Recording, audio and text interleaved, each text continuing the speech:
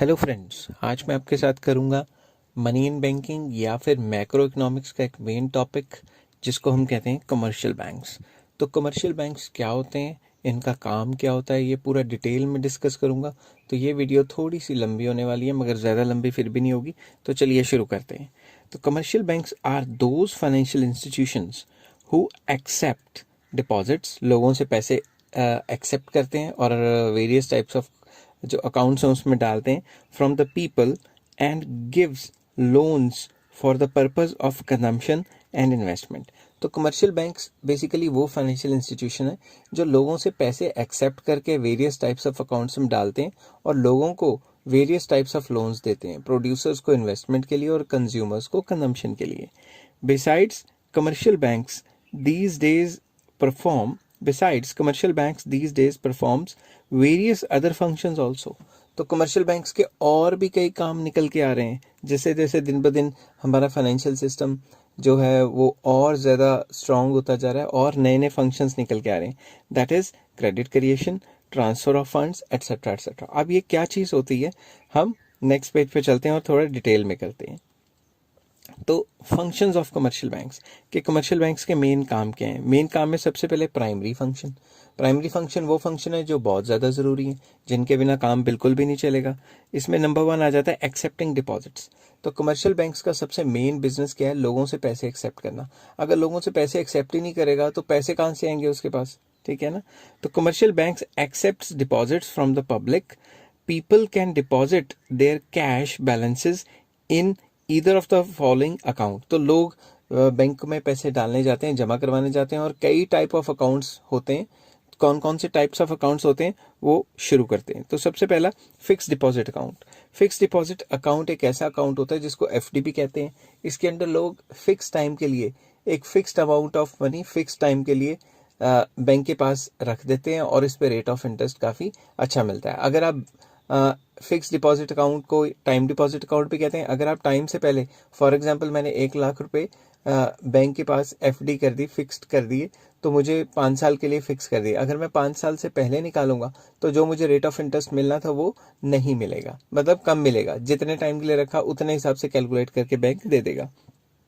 तो इसको simple English में करते हैं। Under this account a fixed amount of money is deposited for a fixed time period, also called time deposit account। इसको time deposit account भी कहते हैं। If the depositor stands in need, अगर उसे ज़रूरत पड़े of the amount before the expiry, जितने time के लिए उसने फिक्स किया था उससे पहले उसको ज़रूरत आन पड़ी, ठीक है, he or she can withdraw the same after paying discount to the banks। Banks को थोड़ा डिस्काउंट देना पड़ सकता है। बैंक्स को डिस्काउंट देना इन द सेंस जो उनको एफडी की मेच्योरिटी पे पैसे मिलने थे वो पैसे नहीं मिलेंगे अब, ठीक है। This type of deposit attracts high rate of interest, क्योंकि बैंक के पास फिक्स टाइम के लिए पैसा छोड़ देंगे आप तो हाई रेट ऑफ इंटरेस्ट इस पे मिलेगा। तो चलिए B second type of account है current deposit account. Current deposit account एक ऐसा अकाउंट है जिसको करंट अकाउंट भी कहते हैं, इसको डिमांड डिपॉजिट अकाउंट भी कहते हैं। ये ज्यादातर बिजनेसमैन खुलवाते हैं क्योंकि उनकी ट्रांजैक्शंस बहुत ज़्यादा होती हैं। उन्होंने इन्फानाइट टाइम्स किसी को पे करना है, इन्फानाइट टाइम्स उनके खाते में पैसा आना है, ठीक है। तो कोई पता नहीं कितना आए कितना जाए, कितने नंबर ऑफ टाइम्स उनको ट्रांजैक्शंस करनी पड़ती हैं। इसीलिए इस टाइप ऑफ अकाउंट में रेट ऑफ इंटरेस्ट नहीं मिलता। Under this account a depositor can deposit his funds any number of times. किसी भी नंबर ऑफ टाइम से 10 बार निकाले, 100 बार निकाले, 50 बार निकाले, कोई चक्कर नहीं है। जितनी बार वो चाहे वो डिपॉजिट करवा सकता है और जितनी बार चाहे वो विड्रॉ करा सकता है। Withdraw the same any number of times he or she wishes. No interest, main बात इसमें क्या है, no interest is paid by the bank on the demand deposit account. इस टाइप के अकाउंट को डिमांड डिपॉजिट अकाउंट भी कहते हैं और इस पे जो बैंक है वो रेट ऑफ इंटरेस्ट नहीं देता। Rather the bank demands some changes from the, changes नहीं आना चाहिए था, यहाँ चार्जेस आना चाहिए था, ठीक है। तो मैं थोड़ा चेंज कर लेता हूँ, स्पीड में कभी कभी गलती हो जाती है, ठीक है। तो बल्कि ये क्या करता है, बैंक चार्जेस मांगता है कि भाई अगर आपने इतना मिनिमम बैलेंस नहीं मतलब करंट अकाउंट में मेंटेन किया तो तुम्हें कुछ ना कुछ चार्जेस देने पड़ेंगे। तो मैं फिर से ये लाइन पढ़ता हूँ। Rather the bank demand some charges from the depositors if the amount lying in the account falls below the minimum limit.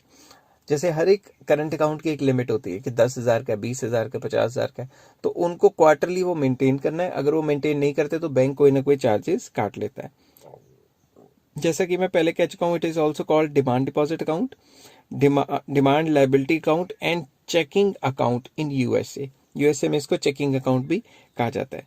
तो थर्ड टाइप ऑफ अकाउंट है saving deposit account. Saving deposit account वो account है जिसपे restrictions लगी होती हैं कि भाई इतने नंबर ऑफ टाइम्स आप निकाल सकते हो, इससे ज़्यादा नहीं निकाल सकते. रिस्ट्रिक्शंस बैंक्स ने लगाई होती हैं. ठीक है. बेसिकली सेविंग अकाउंट होता क्यों है?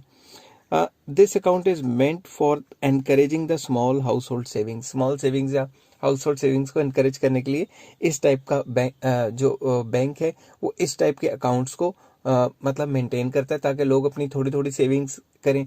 क्योंकि हर कोई एफडियां तो खुलवा नहीं सकता या हर कोई करंट अकाउंट तो नहीं खुलवा सकता. अब स्मॉल हाउस होल्ड सेविंग्स को एनकरेज करने के लिए भी तो कोई अकाउंट होना चाहिए, तो ये अकाउंट होगा.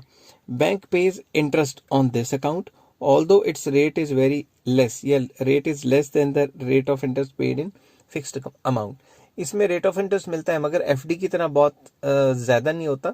एफडी से बहुत कम होता है क्योंकि एफडी में तो हमें बैंक को पता होता है कि मेरे पास इतना पैसा इतने टाइम के लिए पड़ा होगा. सेविंग्स में पता नहीं होता मगर rate of interest saving account में कम मिलता है as compare to FD. Next आ जाता है D point, home safe saving account. Home safe saving account recently कई बैंक्स ने लॉन्च किया है. वो क्या करते हैं इसके अंदर? Under which a small portable safe is provided to the depositor at his or her place. एक सेफ रखा होगा, तिजोरी टाइप या फिर कोई गुल्लक टाइप कोई ऐसा सेफ होगा और सेफ की जो की होगी, की चाबी, वो बैंक के पास होगी.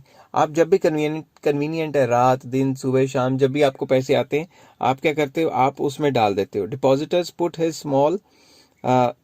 स्मॉल मनी कह सकते हो, स्मॉल अमाउंट कह सकते हो, amount in it as convenient to him और हर. जब भी उसको कन्वीनियंट होगा, जब भी वो ऑफिस टाइम से आया या कब भी आया, उन्होंने इसमें स्मॉल अमाउंट पैसे डाल दिए. आफ्टर सम टाइम जो भी ये सारी की सारी है ये बैंक को हैंड ओवर कर दी जाती है. बैंक एक फिक्स डेट को, फिक्स टाइम को आपके घर पे विजिट करेगा और चाबी से, उसके पास ही चाबी होगी, चाबी से खोल के वो जितना भी पैसा होगा वो अपने पास ले जाएगा और रसीद बना के आपको दे देगा. मगर जो रेट ऑफ इंटरेस्ट होता है वो एफडी से तो बहुत कम होता है और सेविंग अकाउंट से भी कम होता है. क्योंकि जब बैंक आपको घर बैठे फैसिलिटी दे रहा है कि भाई आप जब मर्जी निकलवा लो, ठीक है ना, तो उसके थोड़ा चार्जेस तो करेगा ही, तो इसमें रेट ऑफ इंटरेस्ट और भी कम होता है, सेविंग से भी कम होता है. फिर आ जाता है फिफ्थ पॉइंट. फिफ्थ पॉइंट में आ जाता है रेकरिंग डिपॉजिट अकाउंट. इसको आरडी अकाउंट भी कहते हैं. ठीक है ना, आरडी. रेकरिंग डिपॉजिट में क्या होता है? एक फिक्स्ड अमाउंट ऑफ मनी एक फिक्स टाइम पीरियड के लिए हर मंथ जमा करवाना पड़ता है. फॉर एग्जांपल मैंने रेकरिंग खुलवा ली 1000 की 5 ईयर्स के लिए, तो मुझे हर महीने 1000 टिल 5 ईयर्स करवाना है. मैं ये भी बीच में तोड़वा सकता हूँ, कोई दिक्कत वाली बात नहीं है, मगर मुझे वो मैच्योरिटी नहीं मिलेगी जो मुझे 5 ईयर्स के बाद मिलती. तो इसमें क्या होता है? Under this account a fixed amount is deposited every month for a fixed period of time. इसमें क्या होता है? Interest on this account is more than saving account. Saving account से ज्यादा है क्योंकि सेविंग में पता नहीं आप डलवाओ ना डलवाओ, रेकरिंग में तो हर महीने डलवाना ही है. And less than fix deposit account. Fix deposit से इसलिए कम है क्योंकि फिक्स में तो आपने एक ही बार सारे पैसे डाल दिए थे ना, तो इसमें तो आस्ता आस्ता डाल रहे हो. तो नेक्स्ट चलते हैं. और सेकंड पॉइंट, ये तो जो मैंने पीछे 5 पॉइंट करवाए ये था कि कितने टाइप ऑफ अकाउंट्स बैंक खोलता है और कितने टाइप ऑफ अकाउंट में बैंक पैसे डलवाता है. अब आ जाते हैं एडवांसिंग लोन्स. अब अगर बैंक लोन ही ना दे तो फिर उसकी कमाई कहाँ से होगी? जो लोगों से पैसे लेता है, लोगों को कम रेट ऑफ इंटरेस्ट देगा, 5-4%, 4-5-6-7%. और जब लोगों को लोन्स देता है, ठीक है, कंज्यूमर्स को और प्रोड्यूसर्स को, वो देता है 10-10, 15-15, 20-20% पे. तो जो बीच में बच गया 6% पे क्या कहते हैं सेविंग या फिर एफडी को रेट दे दिया जो आजकल चल रहा है, ठीक है, और जब लोन देता है वो 15% या 20% पे देगा. तो इसमें जो बीच में गैप है इसको नेट इंटरेस्ट मार्जिन कहते हैं. तो जो इसका बीच में जो इंटरेस्ट बनता है वही तो बैंकों की कमाई है. तो चलिए शुरू करते हैं. इसमें आ जाता है advancing loans. A certain part of cash received by the banks as deposits is kept in the reserves. जो उन्होंने कैश जो लोगों से लिया है उसका कुछ पार्ट अपने पास रखेंगे as reserve, and rest is given as loan, rest जो है बाकी लोन बांट देंगे। Banks advance loans mostly for the productive purposes on approved security. Simple words में बैंक आपको लोन तो देंगे, एडवांस करेंगे, बेसिकली प्रोडक्टिव पर्पस के लिए लोन होता है, अनप्रोडक्टिव पर्पस के लिए कभी लोन नहीं देते। और अप्रूव्ड सिक्योरिटी मतलब कुछ ना कुछ गिरवी रख के देंगे कि कल को अगर आप मुकर गए लोन नहीं देते वापस, तो कम से कम उस सिक्योरिटी से पैसे मतलब बेच के बैंक रिकवर कर ले। The amount of loan is generally less than the value of security. जो भी लोन सैंक्शन होता है वो सिक्योरिटी की वैल्यू से कम ही होता है। Banks advance following types of loans, तो बैंक्स कई टाइप के लोन्स एडवांस करते हैं, उसमें से कुछ फॉलोइंग है। Number 1, cash credit. Under this type of credit debtor is allowed to withdraw a certain amount on a given security. इसमें क्या होता है, जो भी वो सिक्योरिटी देता है, सिक्योरिटी देने के बाद उसको कुछ कह दिया जाता है कि इतना गिवन जो अमाउंट है आप विड्रॉ कर सकते हो, ठीक है। The debtor withdraws the amount with in this limit, कि उस लिमिट के बीच बीच में ही विड्रॉ कर सकते हो, उससे ज्यादा विड्रॉ नहीं कर सकते। एज पर द रिक्वायरमेंट, जितना उसको रिक्वायर्ड है उतना वो लोन ले लेता है। एंड ऑल्सो रीपेज इट, जब भी वो उसके पास पैसे आएंगे वो रीपे कर देगा। Interest is charge by the bank on the amount actually withdrawn. मान लो सैंक्शन हो गया उसको पैसा 10 लाख, ठीक है, मगर उसने यूज किया सिर्फ 2 लाख, तो जितना जितना उसने यूज किया उसी पे रेट ऑफ इंटरेस्ट लगेगा, 10 का 10 लाख पे रेट ऑफ इंटरेस्ट नहीं लगेगा। अब नेक्स्ट टॉपिक पे चलते हैं, ओवरड्राफ्ट। ये भी एक टाइप का लोन है जो किसको इशू होता है, जो जिनके पास करंट अकाउंट है, बिजनेसमैन, उनको इशू होता है, ठीक है। जैसे फॉर एग्जांपल एक करंट अकाउंट वाला है, उसके अकाउंट में पड़े 10,000, ठीक है, और मिनिमम लिमिट भी 10,000 की है, बट उसने चेक लगा दिया 12,000 का। तो अब होगा क्या, बैंक देखेगा और उसको कॉल करेगा कि भाई आपने 12,000 का चेक लगाया और आपके अकाउंट में 10,000 पड़े हैं, तो क्या हम आपको 2,000 लोन दे दें। तो अगर वो 2,000 लोन दे देते हैं तो उसके अकाउंट में -2,000 शो होने लग जाते, तो बैंक एक टाइप का करंट अकाउंट वालों को भी लोन दे देता है, जिसको ओवरड्राफ्ट कहते हैं। मगर क्या ये फैसिलिटी हर एक के लिए? नहीं, ये फैसिलिटी हर एक के लिए नहीं है। ये फैसिलिटी सिर्फ उन्हीं कस्टमर्स के लिए जो बहुत अच्छे हैं, मतलब जो अपना अकाउंट प्रॉपरली मेंटेन करते हैं। तो चलिए इसको सिंपल इंग्लिश में पढ़ते हैं। Customers with the current account customers with the current account with the bank get the sanction to withdraw more money that is lying in the said account। Simple words में जो current account वाले हैं, जितना भी उनके account में पड़ा है वो उससे ज्यादा निकलवा सकते हैं, ठीक है। It is called overdraft. This facility is available to the reliable customers only. जो अच्छे कस्टमर्स हैं उन्हीं को दिया जाता है, जो अपना टाइम टू टाइम खाता मेंटेन करते हैं। बैंकों को कैसे पता लगेगा, उनके पास तो पूरी डिटेल होती है कि आप कितना ट्रांजैक्शंस करते हो, फिर उससे आपकी इकोनॉमिक पोजीशन का पता लग जाता है। तो ये सिर्फ अच्छे कस्टमर को दिया जाता है। फिर से एग्जांपल रिपीट करता हूँ, आपके अकाउंट में 10,000 पड़े हैं मगर आपने चेक लगा दिया 12,000 का, तो 2,000 आपको बैंक लोन दे सकता है अगर आप अच्छे कस्टमर हैं तो। उसके बाद third point, loans and advances. These loans are given in the form of fixed amount. इन लोन्स को फिक्स्ड अमाउंट के तौर पे दिया जाता है। Banks enters the amount of loan in the account book of the debtor. Bank क्या करता है, जो भी डेटर है, जो कर्जा लेने वाला है, उसके अकाउंट में ये पैसे डाल देता है। The debtor can withdraw it any time. Debtor जैसे लोन सैंक्शन हो गया, उसके अकाउंट में आ गया, वो कभी भी पैसे निकलवा सकता है। And the rate of interest is chargeable on the whole amount from the day the loan is sanctioned. अगर मैंने इस टाइप के लोन के लिए अप्लाई किया और मेरे अकाउंट में लोन आ गया, ठीक है, अब मैं पैसे निकलवाऊं चाहे ना निकलवाऊं, रेट ऑफ इंटरेस्ट शुरू हो गया, चाहे मैं सारे पैसे निकलवाऊं चाहे मैं थोड़े पैसे निकलवाऊं। जो फर्स्ट पॉइंट था उसमें क्या था, जितना निकलवाते हो उसी पे रेट ऑफ इंटरेस्ट पड़ेगा, मगर इसमें सारे के सारे अमाउंट पे रेट ऑफ इंटरेस्ट पड़ेगा, irrespective of the fact that debtor withdraws the whole amount और अ पार्ट ऑफ इट। चाहे आप सारा निकलवाओ चाहे आप आधा निकलवाओ, आपको रेट ऑफ इंटरेस्ट फुल ही देना पड़ेगा। Next, D, discounting bills of exchange.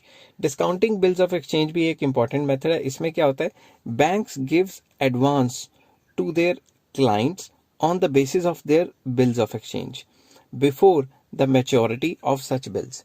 अब बिल्स ऑफ एक्सचेंज होते हैं, मैं आपको एक एग्जांपल देता हूँ बिल्स ऑफ एक्सचेंज में। फॉर एग्जांपल, कोई भी ए पर्सन है, ठीक है, उसने बी पर्सन को कर्जा दिया कि भाई 1 साल तक ये 1 लाख रुपए पकड़ो, 1 साल के बाद आप मुझे 1,10,000 रुपये वापस कर देना। मगर ए पर्सन को एफिडेविट मिल गया कि भाई मैं इतना वापस कर दूंगा, ठीक है जी। अब ए पर्सन को अचानक साल से पहले जरूरत पड़ गई, तो वो क्या करेगा? वो तो कुछ कर ही नहीं सकता।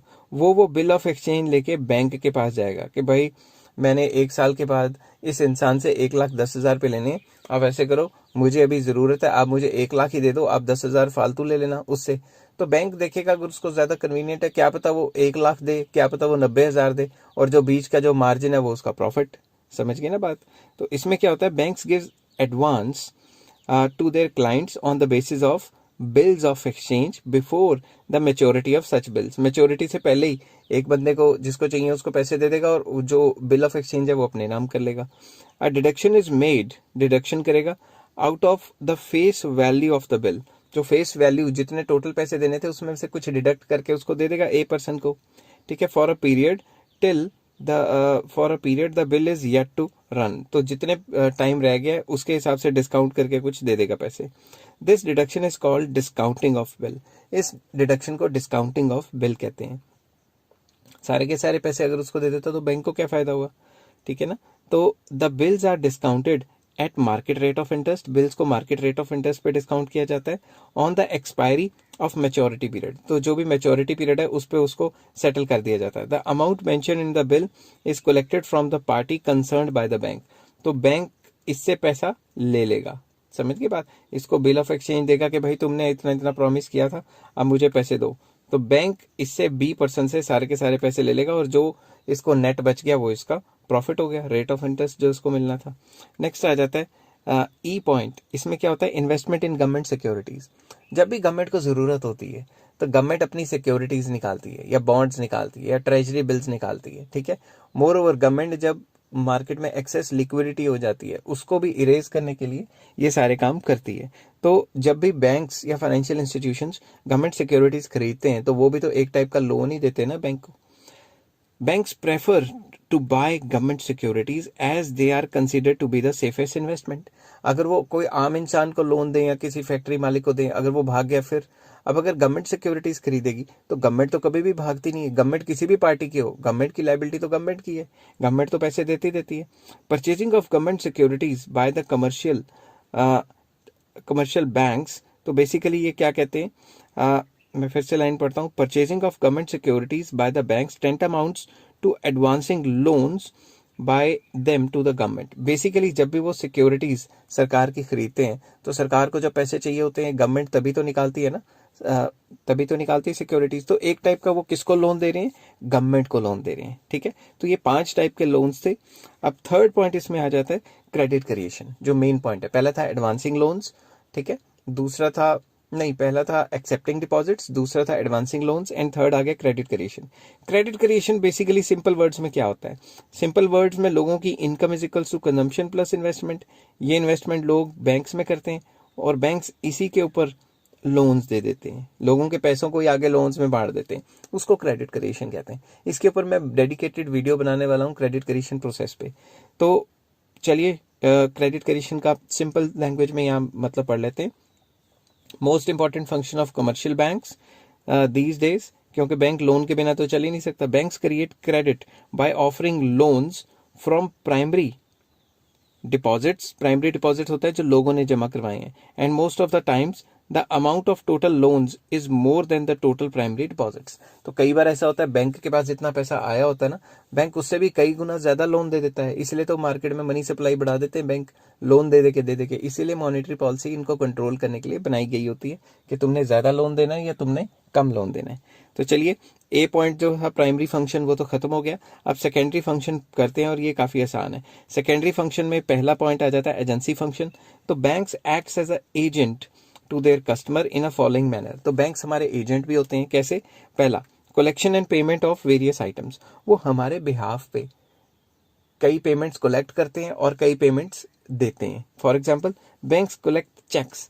मैंने तो बैंक को चेक जमा करा दिया, अब बैंक की जिम्मेदारी है किसी फलां बैंक से पैसे ले, तो हमारे लिए चेक्स लेते हैं, रेंट्स जमा करवाते हैं और इंटरेस्ट वगैरह लेते हैं। जैसे मैंने एफडी करा दी तो मुझे इंटरेस्ट देगा, जहां मर्जी से दे, समझ गई बात। On the behalf of their customer, customer के बिहाफ पे ये काम करते हैं। And also make payments of taxes, taxes देते हैं, ठीक है, हमारे बिहाफ पे।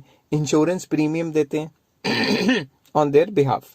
तो ये हमारे एजेंट के तौर पे काम करते हैं, क्योंकि हमारे बिहाफ पे काफ़ी ज़्यादा कलेक्शन ऑफ पेमेंट भी करते हैं, और कलेक्शन भी करते हैं पैसे की, और पेमेंट्स भी करते हैं।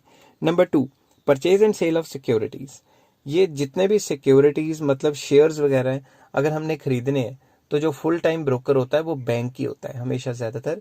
तो सॉरी, बोल बोल के गला बैठ गया। तो जो फुल टाइम ब्रोकर होता है हमारे बिहाफ पे ये सिक्योरिटीज़ बेचता भी है, जब हम ऑर्डर करते हैं कि भाई बेच दो, और जब हम ऑर्डर करते हैं खरीदने का तो ये खरीदता भी है। जैसे HDFC बैंक, ICICI बैंक, ये फुल फ्लेज ब्रोकर है, तो इनकी ब्रोकरेज सर्विस है, हालांकि महंगी है, मगर बैंक हमारे बिहाफ पे सिक्योरिटीज का सेल परचेज भी करता है। इसको सिंपल इंग्लिश में लिखते हैं, banks also buy sell, buy भी करता है, सेल भी करता है, keep in safe custody.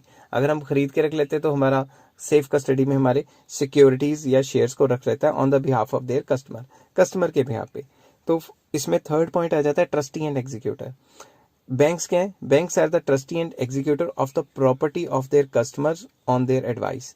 For example, मैंने बैंक में अकाउंट खुलवाया और मैंने कह दिया अगर मैं मर गया तो मेरा जो लीगल हेयर है, मेरे मरने के बाद मेरा जो वारिस है, इसको फलां फलां मेरे पैसे दे दिए जाएं, या फिर मैंने कोई विल कर दी कि मेरे मरने के बाद आधे पैसे उसको बांटे, आधे पैसे उसको बांटे, जो भी मेरी विल होगी उसको एग्जीक्यूट करेंगे, तो वो हमारे क्या है?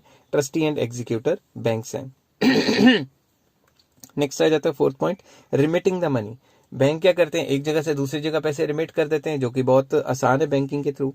Banks remit money from one place to another place through bank drafts, online transfers etcetera. तो अगर आपको एक जगह से दूसरी जगह पैसे पहुंचाने हैं तो बैंक आपकी बहुत हेल्प कर सकता है कि एक जगह से दूसरी जगह पैसा पहुंचा सकता है, ठीक है। तो इसमें बैंकिंग सिस्टम काफी हेल्पफुल रहता है। अब आपने 1 करोड़ रुपए एक जगह से दूसरी जगह ट्रांसफर करनी है, वो आसानी से हो जाएंगे, बजाय इसके कि आप 1 करोड़ लेके घूमो, वो तो खतरा है ना, चोरी भी हो सकती है, धक्का भी पड़ सकता है। नेक्स्ट है purchase and sale of foreign exchange. तो जितने भी बैंक्स हैं वो sale and purchase of foreign exchange करते हैं। Banks promote international trade by buying and selling foreign exchange. तो फॉरेन एक्सचेंज बैंक्स खरीदते भी हैं और फॉरेन एक्सचेंज बेचते भी हैं, और फॉरेन एक्सचेंज अकाउंट भी होता है जिसमें सिर्फ डॉलर जमा होते हैं, ऐसी कई फैसिलिटीज होती हैं। This is the main function of foreign exchange banks. तो कई फॉरेन एक्सचेंज बैंक्स हैं, उनका तो मेन काम ही यही है कि sale and purchase of foreign currency करना। तो नेक्स्ट पॉइंट आ जाता है letter of references. Letter of references का मतलब ये कि बैंक आपको एक बैंक स्टेटमेंट प्रोवाइड करता है जिसमें पता लगता है कि हर एक कस्टमर की कितनी हैसियत है। जब भी आप कहीं लोन लेने या कुछ काम करने जाते हैं तो आपसे कभी कभी कहते हैं भाई अपनी बैंक स्टेटमेंट लाओ, बैंक स्टेटमेंट लाओ। वो बेसिकली लेटर ऑफ रेफरेंस होती है। तो banks provide information about the economic position of their customer to the domestic and foreign traders. अगर आपने किसी से ट्रेड करना है तो वो आपकी बैंक स्टेटमेंट मांगेगा कि भाई आपकी इतनी हैसियत भी है कि हम ट्रेड कर पाए, तो उसको बैंक स्टेटमेंट कहते हैं। तो वो बैंक्स प्रोवाइड करते हैं अपने कस्टमर्स को, या फिर कोई डिमांड करे बाहर वाला, क्या कहते हैं मतलब बाहर वाला कोई फॉरेन ट्रेडर है, वो डिमांड करे हमारे से कि भाई पहले अपनी बैंक स्टेटमेंट दिखाओ तभी तुमसे ट्रेड करेंगे, तो वो हमें बैंक से इशू करते हैं। नेक्स्ट आ जाता है general utility function. General utility function में सबसे पहले लॉकर फैसिलिटीज देते हैं। तो पीपल क्या करते हैं? पीपल कीप गोल्ड और सिल्वर ज्वेलरी या कोई भी ऐसे कागजात और other important documents in these lockers, lockers में रखते हैं, ठीक है। Their annual charges are very nominal. तो बैंक्स के पास लॉकर्स होते हैं जिसमें लोग अपने जरूरी चीजें रखते हैं ताकि घर में कोई चोरी चोरी ना हो जाए। तो जितने भी जरूरी डॉक्यूमेंट्स है वो बैंक में रख लेते हैं। हालांकि बैंक भी सेफ नहीं है इतनी, आपको पता है बैंक के लॉकर भी लूट लिए जाते हैं, बट फिर भी नॉमिनल चार्जेस ये अपने कस्टमर से लेते हैं एनुअली। उसके बाद आता है travellers cheque and letter of credit. तो bank issue travellers cheque and the letter of credit to their customers so that they may be spared from risk of carrying cash during the journey। अगर आपने कहीं जाना है और आपको लगता है कि भाई इतना पैसा लेके जाऊंगा कैश, ये तो डर है मेरे को डाका डुका ही ना पड़ जाए वगैरह वगैरह, ठीक है, चोरी ना हो जाए, तो बैंक आपको ट्रैवलर्स चेक इशू कर देंगे या ड्राफ्ट इशू कर देंगे या फिर लेटर ऑफ क्रेडिट इशू कर देंगे, जिसको आप ही निकलवा सकते हो। वो एक पर्टिकुलर अकाउंट में जा सकते हैं, ठीक है, एक डॉक्यूमेंट सा होता है जिससे आप इतना सारा कैश लेके जाने का रिस्क अवॉइड कर देते हैं, ठीक है। थर्ड आ जाता है business information and statistics.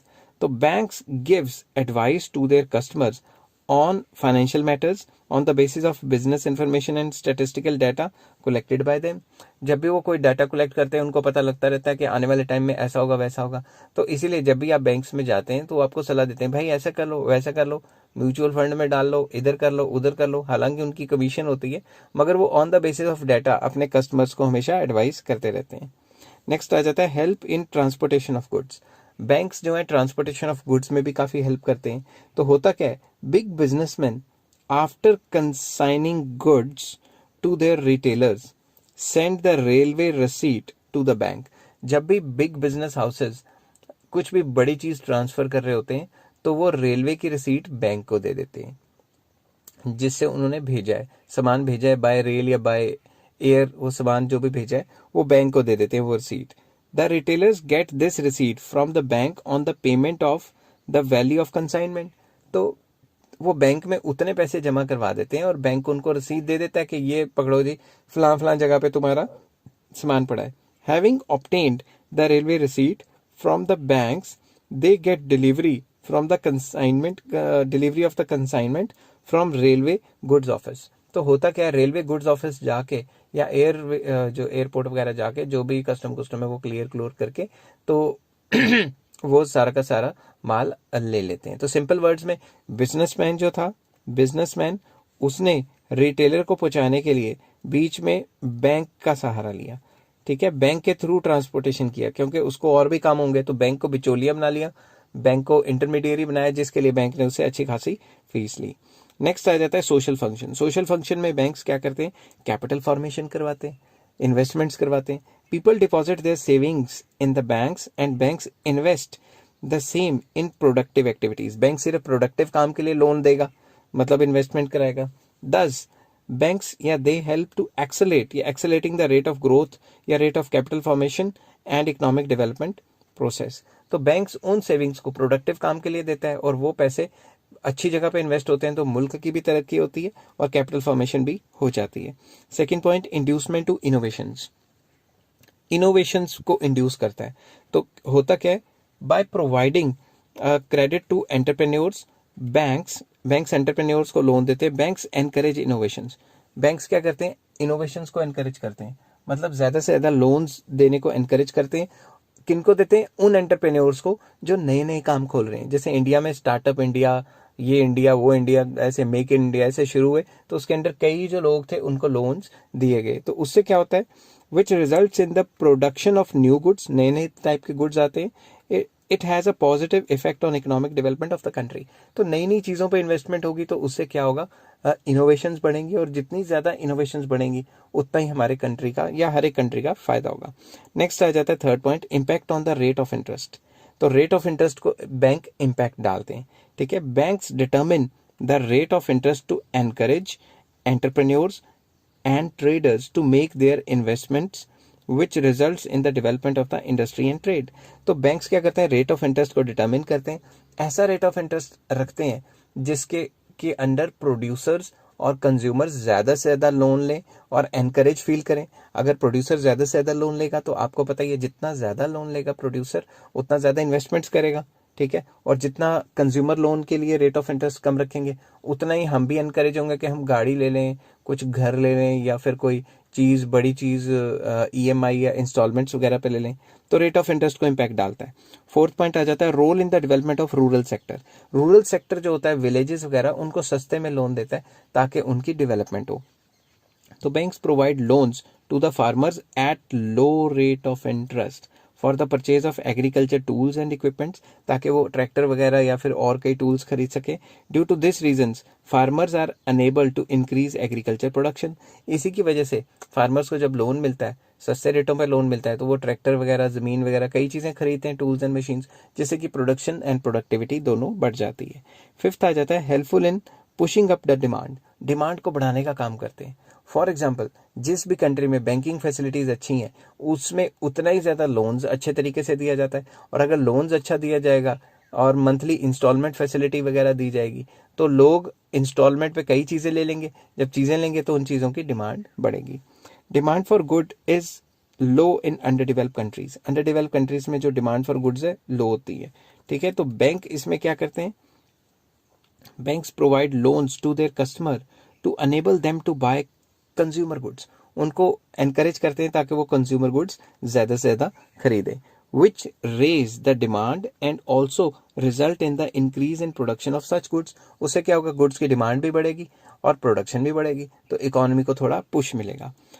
6th point आ जाता है monetary policy. Monetary policy basically बैंकों के लिए होती है. बैंक्स आरबीआई बनाती है बैंक्स के लिए, ताकि वो बैंक्स को जो क्रेडिट क्रिएशन प्रोसेस है, लोन देने का प्रोसेस है, उसको कंट्रोल कर सकें. ठीक है, ताकि बैंक्स ज़्यादा लोन भी ना दें और अगर कम लोन दे रहे हैं तो ज़्यादा दे दें एंड वाइस वर्सा. तो इसके अंदर क्या होता है, to achieve the objective of monetary policy of the country, cooperation of the commercial banks is of great significance. अगर बैंक ही कॉपरेट नहीं करेंगे तो मॉनेटरी पॉलिसी का तो कोई फायदा ही नहीं होगा ना. अगर मॉनेटरी पॉलिसी कह रही है ऐसे करो वैसे करो, हेड बैंक कंट्री का ऐसे करो वैसे करो, मगर वो मान ही नहीं रहे कमर्शियल बैंक, तो मॉनेटरी पॉलिसी का क्या फायदा होगा. तो कमर्शियल बैंक की हेल्प करते हैं और कॉपरेट करते हैं मॉनेटरी पॉलिसी के साथ, ताकि पूरे कंट्री की डेवलपमेंट हो. दीज बैंक्स एक्सपैंड और contract credit as per the credit control policy of central bank. Central bank ने जैसा कहा होता है कि भाई ज्यादा लोन दो तो ये ज्यादा दे देते हैं, सेंट्रल बैंक कहता है कि कम लोन दो तो कम लोन दे देते हैं, तो थोड़ा कॉपरेट करते हैं. ठीक है, उसके बाद 7th पॉइंट आ जाता है एम्प्लॉयमेंट. एम्प्लॉयमेंट प्रोवाइड करते हैं. जब भी ये लोन देते हैं तो जिससे लोन से कोई ना कोई काम तो होता ही है, या गुड या सर्विस खरीदा जाता है, तो इसमें आप कह सकते हो भाई लोन्स दे के भी ये एम्प्लॉयमेंट अपॉर्चुनिटीज को एनकरेज करते हैं. By obtaining loans at a reasonable rate of interest, unemployed youth can arrange for their self employment. अपना कोई छोटा मोटा काम खोल सकते हैं. Thus both production and employment opportunities increase. तो बेसिकली इसमें आप ये भी कह सकते हो कि भाई वो डायरेक्टली और इनडायरेक्टली, डायरेक्टली एंड इनडायरेक्टली हमारा फायदा करते हैं जॉब्स में. डायरेक्टली तो बैंक में रिक्रूटमेंट करवा देते हैं, उससे भी जॉब्स मिलेंगी जब ब्रांच एक्सपेंशन होगा. इनडायरेक्टली कह सकते हैं जब भी वो लोन देते हैं उससे कोई ना कोई काम करता है या कुछ खरीदता है सामान, तो फर्दर आगे मतलब एम्प्लॉयमेंट क्रिएट होती है. ये था सारा का सारा कमर्शियल बैंक्स. हेलो फ्रेंड्स, आज मैं आपके साथ करूंगा मैक्रो इकोनॉमिक्स का एक बहुत इंपॉर्टेंट टॉपिक, जिसके बिना शायद इकोनॉमी चलती नहीं है, वो है सेंट्रल बैंक. ठीक है, सेंट्रल बैंक क्या होता है. Central bank is the head bank. Head bank को कई बुक्स में लिखा होता है एपेक्स इंस्टीट्यूशन. एपेक्स का मतलब ही हेड ही होता है. ठीक है, तो central bank is a head bank of a country. किसी भी कंट्री का जो हेड बैंक होता है उसे सेंट्रल बैंक कहते हैं. It controls entire banking system of a country. ये पूरे के पूरे एंटायर बैंकिंग सिस्टम को कंट्रोल करता है. तो चलिए शुरू करते हैं, कैसे कैसे करता है इसके कुछ एग्जाम्पल्स देता हूँ. यूएसए में फेडरल रिजर्व सिस्टम है. इंडिया में आरबीआई सेंट्रल बैंक है. ठीक है, फेडरल रिजर्व्स हैं. यूएसए का जो हेड बैंक है, जैसे सेंट्रल बैंक है, उसे फेडरल रिजर्व्स कहते हैं. और यूके में अगर देखें तो बैंक ऑफ इंग्लैंड है. तो प्रोफेसर सैमुअल्सन है, उन्होंने सेंट्रल बैंक को किस तरीके से मतलब एक्सप्लेन किया. According to professor Samuelson, every central bank has one function. हर एक सेंट्रल बैंक का एक मेन फंक्शन है. ठीक है, और उसके अंदर कई फंक्शन आ जाते हैं. It operates to control economy, money supply and credit. इसने कहा है वन मेन फंक्शन, एंड उस फंक्शन में फर्दर क्या आ जाता है, कंट्रोल इकोनॉमी, इकोनॉमी को कंट्रोल करना, सप्लाई जो मनी की सप्लाई है और क्रेडिट की जो सप्लाई है, लोन्स की सप्लाई, मतलब उसे कंट्रोल करना. किस तरीके से कंट्रोल करेगी, इसके फंक्शंस में जानते हैं. और चलिए फंक्शन शुरू करते हैं. Functions of central bank. सबसे पहले क्या है, bank of issuing notes. Central bank की मोनोपोली होती है वो नोट छापने की, और कोई भी गवर्नमेंट जो है वो स्मॉल डिनोमिनेशन का छाप सकती है मगर बड़े नहीं छापती. ठीक है, तो सेंट्रल बैंक क्या है, बैंक ऑफ इशूइंग नोट्स. तो सेंट्रल बैंक क्या है, मोनोपोली एंजॉय करता है, monopoly right of issuing notes. और it is also known as bank of issue, क्योंकि ये तो करेंसी इशू करता है, तो इसका जो दूसरा नाम है वो बैंक ऑफ इशू भी हो सकता है. Notes issued by central bank are an unlimited legal tender. Unlimited legal tender का मैंने मनी के चैप्टर में डिस्कस किया है, आपको लिंक डिस्क्रिप्शन में मिल जाएगा. अनलिमिटेड लीगल टेंडर का मतलब ये है कि अगर जो नोट आरबीआई छापती है, जो करेंसी छापती है, आप किसी को कितनी भी अमाउंट में दे दो वो मना नहीं करेगा. फॉर एग्जांपल, मैंने किसी से 1 लाख रुपए लिए, और अनलिमिटेड लीगल टेंडर का मतलब ये है कि चाहे मैं उसे 20-20 रुपए के नोट करके 1 लाख रुपए दूं, चाहे मैं 50-50 रुपए के नोट करके 1 लाख दूं, वो बंदा मना नहीं कर सकता. That is called unlimited legal tender. But on the other hand, जो 1 रुपए के सिक्के वगैरह जो गवर्नमेंट यहाँ पे इंडिया में बनाती है, अगर मैं 1-1 रुपए के सिक्के 1 लाख दे दूं तो वो मना कर सकता है. That is called limited legal tender. कि आप किसी को एक लिमिटेड अमाउंट में छोटी डिनोमिनेशन की करेंसी दे सकते हो, ये ना हो कि वो गिनता रह जाए और पागल बन जाए। इंडिया में ये सिस्टम है कि अनलिमिटेड लीगल टेंडर है, जो नोट सेंट्रल बैंक छापेगा वो। तो चलिए नेक्स्ट पेज पे चलते हैं और सेकंड पॉइंट डिस्कस करते हैं, banker to the government. Government के लिए बैंकर की फैसिलिटी देता है। जैसे हमारे लिए, आम इंसान के लिए कमर्शियल बैंक्स होते हैं, छोटे मोटे बैंक, वैसे गवर्नमेंट के लिए आरबीआई उसका बैंक होता है। तो चलिए इसको शुरू करते हैं। Central bank acts as a banker, agent and financial advisor to the government. तो चलिए, as a banker it manages all accounts of the government, government से पैसे एक्सेप्ट करता है और उसे लोन भी देता है।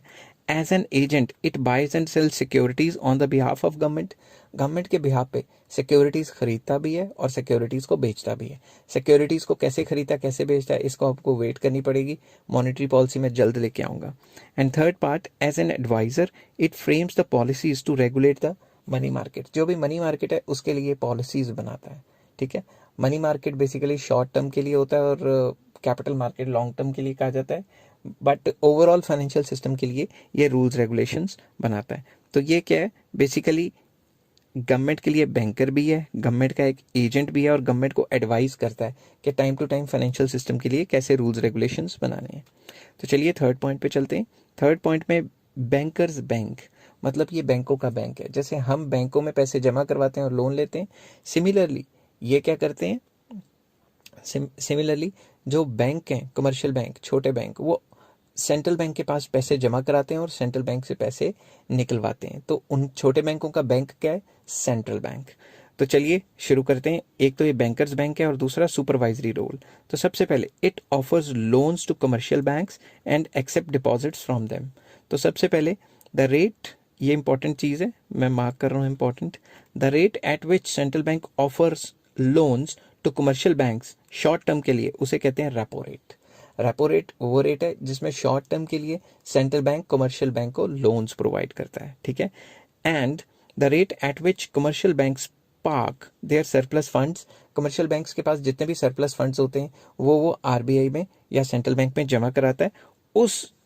उसको जो भी उस पैसे पे जो उसने सेविंग्स किए हैं आरबीआई या सेंट्रल बैंक के अंदर, उसको जो भी रिटर्न्स मिलते हैं, उसके जो रेट मिलता है अपने पैसे सेंट्रल बैंक में पार्क करने के लिए, उसे हम कहते हैं रिवर्स रेपो रेट। तो आरबीआई रेपो रेट और रिवर्स रेपो रेट को चेंज करके मनी सप्लाई को कंट्रोल करने की कोशिश करती है। कैसे करती है वो मॉनेटरी पॉलिसी के टॉपिक में मैं आपको बताऊंगा। Next, as a supervisor central bank ensures that commercial banks follow the directions of monetary policy. तो एज अ सुपरवाइजर जो सेंट्रल बैंक है वो मॉनेटरी पॉलिसी बनाता है और वो मेक श्योर करता है कि भाई सारे के सारे जो फाइनेंशियल इंस्टीट्यूशंस हैं और कमर्शियल बैंक्स हैं, जितने भी both banking and non banking institutions, उसके जो रूल्स रेगुलेशंस हैं वो फॉलो करें अच्छे तरीके से। तो इसलिए उनका सुपरवाइजर होता है। Lenders of the last resort, lenders of the last resort का मतलब है कि अगर कोई भी बैंक, अगर कोई पंगा डाल रहा है, अगर कोई भी बैंक पंगा डाल रहा है और वो मान लो कंगाल हो गया या उसके पास पैसे नहीं बचे, तो वो क्या कर सकता है, वो सेंट्रल बैंक उसको लोन्स इशू कर सकता है इन केस उसको लॉसेस हो रहे हैं। चलिए मैं इसको थोड़ा एक्सप्लेन करने की कोशिश करता हूँ कि commercial banks create credit, commercial banks loans create करते हैं। कमर्शियल बैंक्स जब लोन्स क्रिएट करते हैं तो many more times than their deposits, commercial bank के पास इतने डिपॉजिट्स नहीं होते जितने वो लोन दे देते हैं लोगों को। मतलब लिए 10 रुपये, लोन दे दिया 100 रुपये का, क्योंकि डिजिटल मनी होता है ना। ये मैं क्रेडिट क्रिएशन में नेक्स्ट टॉपिक में आपको अच्छे से डिस्कस करूंगा कि कमर्शियल बैंक्स के पास जितना भी पैसा आता है वो ज़्यादातर उससे कई गुना ज़्यादा लोन्स दे देता है। But when deposit start fearing that bank में run out of its cash reserves, अगर कोई खबर आ जाए बैंक के बारे में कि बैंक ने ऐसा कर दिया वैसा कर दिया, अब सेंट्रल बैंक इस पे कोई पाबंदी लगा सकता है या कुछ कर सकता है, तो लोगों के मन में डर हो जाता है कि हमारा पैसा फंस ना जाए। इंडिया में इसकी बेस्ट एग्जांपल है, कई गवर्नमेंट बैंक्स हैं और येस बैंक कह लो, और भी कई बैंक्स हैं जिसमें मतलब प्रॉब्लम्स क्रिएट हो गई, ठीक है। तो उस केस में they start withdrawing their deposits beyond what the bank can afford at a time। तो वो करते क्या है, एट ए टाइम बैंक के पास जितने भी पैसे हैं उनको निकलवाना शुरू कर देते हैं। जैसे फॉर एग्जांपल मुझे लगता है कि बैंक तो बंद ही हो जाएगा, पता नहीं सेंट्रल बैंक इस पे कोई पाबंदी ना लगा दे क्योंकि रूल्स रेगुलेशंस नहीं फॉलो कर रहा वगैरह वगैरह, उसके बारे में कोई नेगेटिव खबर आ गई, तो मैं उस बैंक में से अपने सारे के सारे पैसे निकलवाने की कोशिश करूंगा। जैसे मैं निकलवाने की कोशिश करूंगा वैसे कई लोग और ज़्यादा आएंगे और बैंक से पैसा निकलवाएंगे जिन जिन के पैसे फंसे हुए हैं। इसमें कई बैंक्स आ जाते हैं, महाराष्ट्र में कई बैंक्स हैं जिनमें काफ़ी ज़्यादा फ्रॉड के केसेस हुए हैं। तो लोग जब निकलवाना शुरू कर देते हैं तो बैंक की जेब में तो कुछ रहेगा ही नहीं, क्योंकि बैंक ने तो सारा लोन दिया हुआ है, ठीक है ना। इस तरीके से पॉलिटिक्स जो है फ्रॉड करते हैं। वो कैसे, अगर आप कहोगे तो मैं इस पर अलग से वीडियोज़ बना दूंगा। तो होता क्या है, ज़्यादा से ज़्यादा लोग बैंक की नेगेटिव खबर सुनते ही लोन्स का जो अमाउंट है वो तो कई गुना होता है, और जो उनके डिपॉजिट्स होते हैं वो कई गुना कम होते हैं। तो अपने डिपॉजिट्स निकलवाना शुरू कर देते हैं, और जब निकलवाते हैं तो बैंक तो कंगाल हो गया, बैंक के पास तो पहले कुछ नहीं, उसने तो सारा लोन दिया हुआ है। In such situation central bank offers loans to commercial banks to cope with the crisis of no confidence, क्योंकि लोगों के बीच में क्या है, कॉन्फिडेंस नहीं है। तो इस कॉन्फिडेंस को बरकरार रखने के लिए सेंट्रल बैंक, जो इंडिया में आरबीआई है, बाहर फेडरल रिजर्व है यूएसए में, तो वो कमर्शियल बैंक्स को लोन्स प्रोवाइड कर देता है, ताकि तुम ये लो, शॉर्ट टर्म के लिए लोन ले लो मेरे से, कोई चक्कर नहीं, तुम लोगों का पैसा जितने भी निकलवाते हैं देते रहो, ताकि लोगों का कॉन्फिडेंस बना रहे, ठीक है। नेक्स्ट आ जाता है custodian of foreign exchange reserves. Foreign exchange reserves का ये कस्टोडियन होता है। It exercises manage floating. Manage floating का मतलब ये है कि एक्सचेंज रेट को ऊपर से नीचे या नीचे से ऊपर एक लिमिटेड रेंज में, मतलब एक लिमिटेड रेंज में ऊपर नीचे करने के लिए आरबीआई क्या करती है, जब भी एक्सचेंज रेट बढ़ जाता है या गिर जाता है तो फॉरेन करेंसी जो उसके पास पड़ी है डॉलर्स, उसको सेल करना शुरू कर देती है या बाय बैक कर लेती है। मान लो डॉलर बहुत महंगा हो गया, ठीक है, तो हम क्या करेंगे, हम नहीं, मतलब सेंट्रल बैंक क्या करेगा, सेंट्रल बैंक डॉलर को बेच देगा मार्केट में। जैसे ही बेचेगा सप्लाई बढ़ जाएगी, उसका रेट थोड़ा नीचे गिर जाएगा, और अगर कुछ ज़्यादा गिर गया वो भी नुकसान में है, ठीक है। अगर कुछ ज़्यादा ही गिर जाता है तो वो भी नुकसान हो सकता है। तो जब ज़्यादा गिर जाता है, मतलब डॉलर का रेट काफ़ी गिर गया, तो बाय कर लेगी, जिससे डिमांड आ जाएगी, तो डिमांड बढ़ जाएगी, तो फिर प्राइजेस थोड़ा सा बढ़ जाएगा। तो मतलब लोअर लिमिट पे आता है तो वो बाय करना शुरू कर देते हैं, हायर लिमिट पे आता है तो सेल करना शुरू कर देते हैं, और डॉलर के रेट को एक with in the limited range जो कि सेंट्रल बैंक डिसाइड करता है उसी के बीच में घुमाते रहते हैं। तो it exercises manage floating to ensure stability of exchange rate in the international money market. कि इंटरनेशनल मनी मार्केट में डॉलर का या फॉरेक्स जो फॉरेन करेंसी है उसका रेट एक लिमिटेड रेंज में चलता रहे, उसी के लिए मैनेज फ्लोटिंग की जाती है। Manage floating refers to the sale and purchase, it refers to the sale and purchase of foreign exchange with a view to achieve the stability in the exchange rate. तो main मकसद क्या होता है कि exchange rate stable रहे, ये ना हो कुछ ज़्यादा ही उथल पुथल, हर रोज़ ऊपर नीचे होता रहे, जिससे हमारे export import and movement of जो फॉरेन कैपिटल है वो कम हो जाए, ठीक है। नेक्स्ट आ जाता है clearing house function. Clearing house function बहुत आसान है। फॉर एग्जाम्पल, मुझे किसी बच्चे ने फीस दी, एक चेक दे दिया कि ये लो सर ये आपकी फीस, मैंने ले ली, मैंने उसे अपने बैंक में जमा करा दी। अब मेरे बैंक ने उसके बैंक से पैसे लेने, अगर तो दोनों सेम बैंक है, उसका भी सेम अकाउंट, सेम बैंक में अकाउंट है, मेरा भी, फिर तो कोई चक्कर ही नहीं है।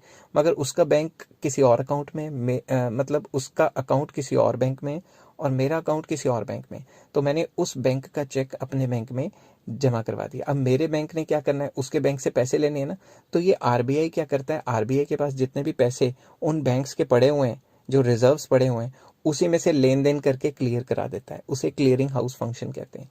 इस वजह से बैंकों को आपस में कैश में लेन देन नहीं करना पड़ता और उनका काम आसान हो जाता है। For example, one bank receives a cheque of some amount drawn from another bank, ठीक है, तो cheques of both the banks are cleared through their accounts with central bank. तो सेंट्रल बैंक के पास जो उनका अकाउंट है, सेंट्रल बैंक के पास जो उनकी जो वो पड़ी हुई है, क्या कहते हैं, हाँ क्या कहते हैं, दोनों के जो कुछ पैसे पड़े हुए हैं, जो कैश जो कमर्शियल बैंक्स आरबीआई के पास, सेंट्रल बैंक के पास जमा कराते हैं, तो जितने भी पैसे पड़े हुए हैं उनमें में से ही रफा दफा कर देता है, जो भी हिसाब किताब है, लेन देन है, उसी में से कर देता है, ताकि बैंकों को आपस में कैश में ट्रांजेक्शन नहीं करनी पड़े। It avoids transfer of cash between the banks and reduces the requirement of cash. इससे कैश की रिक्वायरमेंट कम हो जाती है और आपस में बैंकों का कोई पंगा भी नहीं पड़ता। नेक्स्ट पॉइंट आ जाता है कंट्रोलर ऑफ क्रेडिट।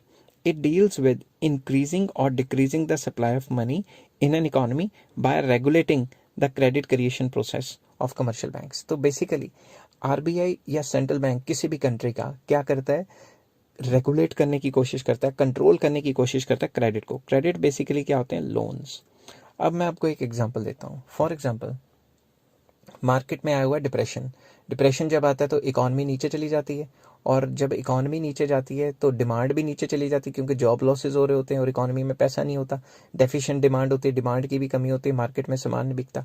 इस केसेस में सेंट्रल बैंक और गवर्नमेंट फोर्स करते हैं, गवर्नमेंट सेंट्रल बैंक को कहती है और सेंट्रल बैंक फोर्स करती है कमर्शियल बैंक्स को कि चीपर लोन्स दिए जाएं, सस्ते रेटों पे लोन दिए जाएं। जितना सस्ते रेटों पे लोन दिए जाएंगे उतना लोग और producers, both consumers and producers, वो एनकरेज फील करेंगे। ठीक है, प्रोड्यूसर्स कहेंगे कि चलो हम ये मशीन ले लेते हैं, ज़मीन ले लेते हैं, यहाँ पे काम शुरू कर देंगे, उससे भी प्रोडक्शन एक्टिविटी चलेगी और काम मिलेगा, जॉब्स क्रिएट होंगी। दूसरी तरफ कंज्यूमर्स को लोन सस्ते में देते हैं तो वो डिमांड क्रिएट होगी, जब डिमांड क्रिएट होगी मार्केट में तो प्रोड्यूसर तो खुद ब खुद बना ही लेगा। तो इसीलिए वो सस्ते रेटों पे लोन देते हैं ताकि लोन्स एनकरेज हों। ठीक है, अगर मार्केट में मंदी चल रही है तो मंदी मतलब डिप्रेशन चल रहा है या रिसेशन चल रहा है। ठीक है, ऑन द अदर हैंड अगर मार्केट में बहुत ज़्यादा डिमांड चल रही है और प्राइजेस आसमान को छू रहे हैं, इसका मतलब ये है कि लोन्स और मनी सप्लाई काफ़ी हाई है, डिमांड काफ़ी हाई है। उस केस में central bank of the country जो कमर्शियल बैंक्स को कहेगा कि भाई तुम लोन्स देना कम कर दो, कोई भी बंदा आता है तो उसे लोन्स के लिए टरका दो, कह दो ये नहीं है, वो नहीं है, ऐसा नहीं है, वैसा नहीं है। तो आपने कभी कभी देखा होगा कि कभी कभी आपको बैंक्स फ़ोन कर करके कहते हैं लोन ले लो, लोन ले लो, लोन ले लो, आपको चाहिए नहीं होता, आपके पीछे पड़ जाते हैं। और कभी कभी जब आपको चाहिए होता है आप बैंकों के चक्कर लगाते रहते हो, बैंक आपको लोन ही नहीं देते। ठीक है, कोई ना कोई बहाना मार के टरकाते रहते हैं। तो कहने की बात यह है कि सेंट्रल बैंक की पॉलिसीज़ होती हैं कि कंट्रोल कैसे करना है सप्लाई ऑफ क्रेडिट को या सप्लाई ऑफ लोन को, to cope up with the situation of inflation and deflation. Inflation का मतलब होता है जब प्राइजेस काफ़ी हाई होते हैं due to high money supply, और डिफ्लेशन का मतलब होता है प्राइजेस लो चले जाते हैं due to low money supply. तो ये इन्फ्लेशन एंड डिफ्लेशन को सॉल्व करने के लिए गवर्नमेंट मॉनेटरी पॉलिसी बनाती है और फिजिकल पॉलिसी की भी हेल्प लेते हैं। तो आरबीआई भी कंट्रीब्यूट करती है लोन्स को कंट्रोल करके इन्फ्लेशन और डिफ्लेशन को कंट्रोल करना कैसे, वो मैं आपको मॉनेटरी पॉलिसी में बताऊंगा। हेलो फ्रेंड्स, आज मैं आपके साथ डिस्कस करूंगा सेंट्रल बैंक और कमर्शियल बैंक में क्या डिफरेंसेस हैं। सेंट्रल बैंक कंट्री का हेड बैंक होता है और कमर्शियल बैंक हेड बैंक नहीं होता, वो छोटा बैंक होता है। बट इनमें डिफरेंसेस क्या हैं, चलिए शुरू करते हैं। First difference is central bank is the apex, apex of banking institution. जितने भी बैंकिंग इंस्टीट्यूशन है उसका एपेक्स है, एपेक्स का मतलब होता है हेड है। ठीक है, तो कमर्शियल बैंक है, it is not an apex institution. Commercial bank head bank थोड़े ना होते हैं, वो तो सेंट्रल बैंक के नीचे काम करते हैं। ठीक है, number 2, banker to all commercial banks, ये सारे कमर्शियल बैंक्स का बैंक है। सेंट्रल बैंक क्या होता है, सारे कमर्शियल बैंक्स का बैंक होता है। और कमर्शियल बैंक क्या होता है, बैंकर टू जनरल पब्लिक, आम इंसान, मेरे जैसे आपके जैसे लोगों का जो अकाउंट खुलता है वो किस में खुलता है, कमर्शियल बैंक में। तो सेंट्रल बैंक कमर्शियल बैंक्स का बैंक होता है और कमर्शियल बैंक हमारा बैंक होता है। तीसरा फर्क, जो थर्ड डिफरेंस है, central bank regulates the money supply. Central bank money supply को रेगुलेट करता है, किसके थ्रू, मॉनेटरी पॉलिसी के थ्रू। बट कमर्शियल बैंक क्या करता है, कंट्रीब्यूट करता है मनी सप्लाई को। कमर्शियल बैंक क्या, कंट्रीब्यूशन का मतलब लोन्स दे दे के मनी सप्लाई को बढ़ाने की कोशिश करता है। मगर दूसरी तरफ सेंट्रल बैंक अगर ज़्यादा मनी सप्लाई है उसको कम करने की कोशिश करेगा थ्रू मॉनेटरी पॉलिसी, और अगर कम मनी सप्लाई है उसको ज़्यादा करने की कोशिश करेगा। ठीक है, तो नेक्स्ट फोर्थ पॉइंट आ जाता है आपका, it acts as a custodian of foreign exchange reserves. जैसा कि मैंने पिछली वीडियो में बताया था कि जो सेंट्रल बैंक है वो custodian of foreign exchange reserves है, वो फॉरेन एक्सचेंज रिजर्व्स को मतलब कंट्रोल करने की कोशिश करता है थ्रू मैनेज्ड फ्लोटिंग। ठीक है ना, मैनेज फ्लोटिंग क्या था मैंने पिछली वीडियो में बताया हुआ है, आप प्लीज़ वहाँ जाएं और चेक करें। Next, not a custodian of foreign exchange, जो कमर्शियल बैंक्स है वो custodian of foreign exchange reserves नहीं है। They only do sale and purchase of foreign exchange for profits, वो सिर्फ प्रॉफिट कमाने के लिए, मुनाफा कमाने के लिए अपना सेल एंड परचेज करते हैं फॉरेन एक्सचेंज का, और वो कस्टोडियन ऑफ फॉरेन एक्सचेंज नहीं होते। It is a note issuing authority, ये जो सेंट्रल बैंक है वो नोट छापती है और कमर्शियल बैंक नोट नहीं छापती, not a note issuing authority. Next, owned by government only, जो भी सेंट्रल बैंक होते हैं हर एक कंट्री में ये किसके होते हैं, गवर्नमेंट के होते हैं। बट कमर्शियल बैंक्स किसके होते हैं, वो गवर्नमेंट के भी हो सकते हैं और प्राइवेट के भी हो सकते हैं। तो commercial bank can be owned by both the government as well as private sector, but the central bank is always owned by the government. ठीक है, नेक्स्ट पेज पे चलते हैं। और seventh and last point, main focus किस पे होता है, growth, development and stability of the economy.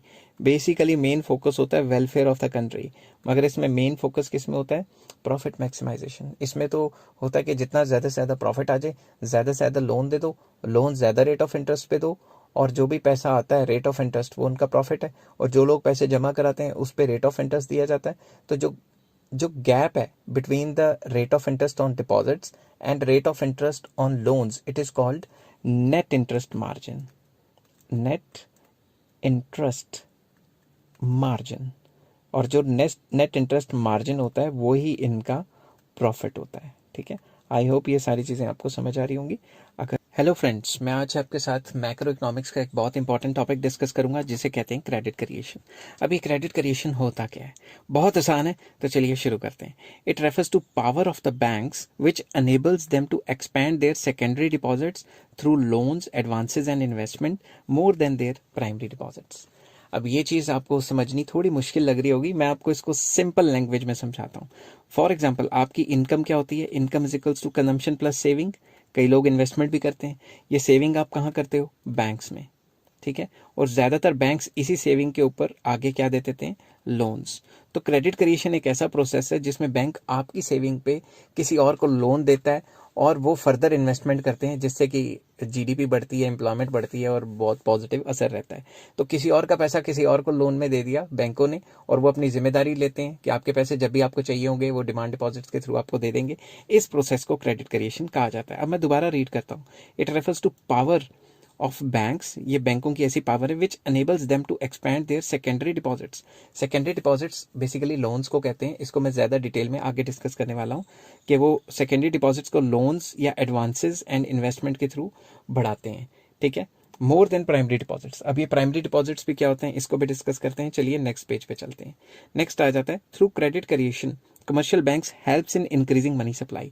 Loans दे दे के इकोनॉमी में मनी सप्लाई को बढ़ा दिया जाता है जिससे कि production, consumption, investments and also growth and development of the country बढ़ जाती है। तो लोन देंगे तभी तो इकोनॉमिक एक्टिविटी लगातार चलती रहेगी।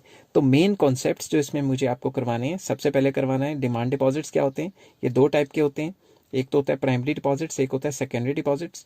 फिर उसके बाद मुझे बताना है आपको कैश रिजर्व रेशियो क्या होती है। उसके बाद बताना है मुझे एक्सेस रिजर्व्स क्या होते हैं, और लास्ट में बताऊंगा क्रेडिट मल्टीप्लायर। तो ये क्रेडिट क्रिएशन का एक इंपॉर्टेंट कंसेप्चुअल वीडियो होने वाली है, और नेक्स्ट वीडियो जो इसके सीरीज का सेकंड पार्ट होगा उसमें मैं डिस्कस करूंगा प्रोसेस ऑफ क्रेडिट क्रिएशन। मगर वो तभी समझ आएगा जब ये सारे कंसेप्ट आपको आते हैं, और ये शॉर्ट क्वेश्चन में, एंट्रेंसेज में और पेपर में आने के लिए बहुत ज़्यादा डेडली है। चलिए सबसे पहले आ जाता है demand deposits. These are those deposits which depositors can withdraw on demand by using cheque, debit card etcetera various sources. तो ये वो पैसे हैं जो कि आप बैंक से निकाल सकते हो चेक लगा के, या एटीएम डेबिट कार्ड वगैरह से निकाल सकते हो। वो पैसे जो कि आप अपनी जब मर्जी निकलवा सकते हो उसे बेसिकली कहते हैं डिमांड डिपॉजिट्स। डिमांड डिपॉजिट्स दो टाइप के होते हैं, एक होता है प्राइमरी डिपॉजिट, एक होता है सेकेंडरी।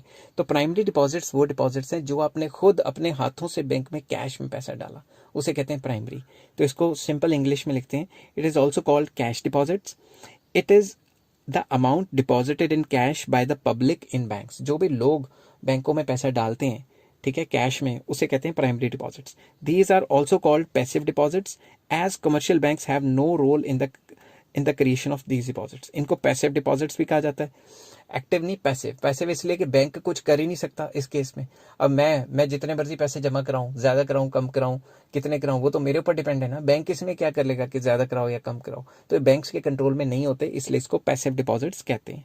नेक्स्ट पेज पे चलते हैं, और ये आ जाता है सेकेंडरी डिपॉजिट्स। बेसिकली जब भी आप बैंक में लोन लेने जाते हैं तो बैंक आपको हाथ में कैश थोड़ी ना पकड़ा देता है। आप पैसे लेके मुकर गए, फिर बैंक क्या करता है, आपके नाम पे एक अकाउंट खोलता है, ठीक है, और सारे पैसे उसमें डाल देता है ताकि ट्रांजैक्शन का सबूत रहे।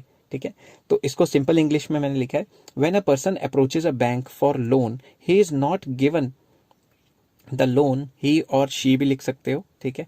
तो ही or she is not given the loan in cash, rather an account is opened in his और हर नेम, उसके नाम पे एक अकाउंट खोला जाएगा, and the debtor is allowed to withdraw the required amount by issuing the cheques और debit card.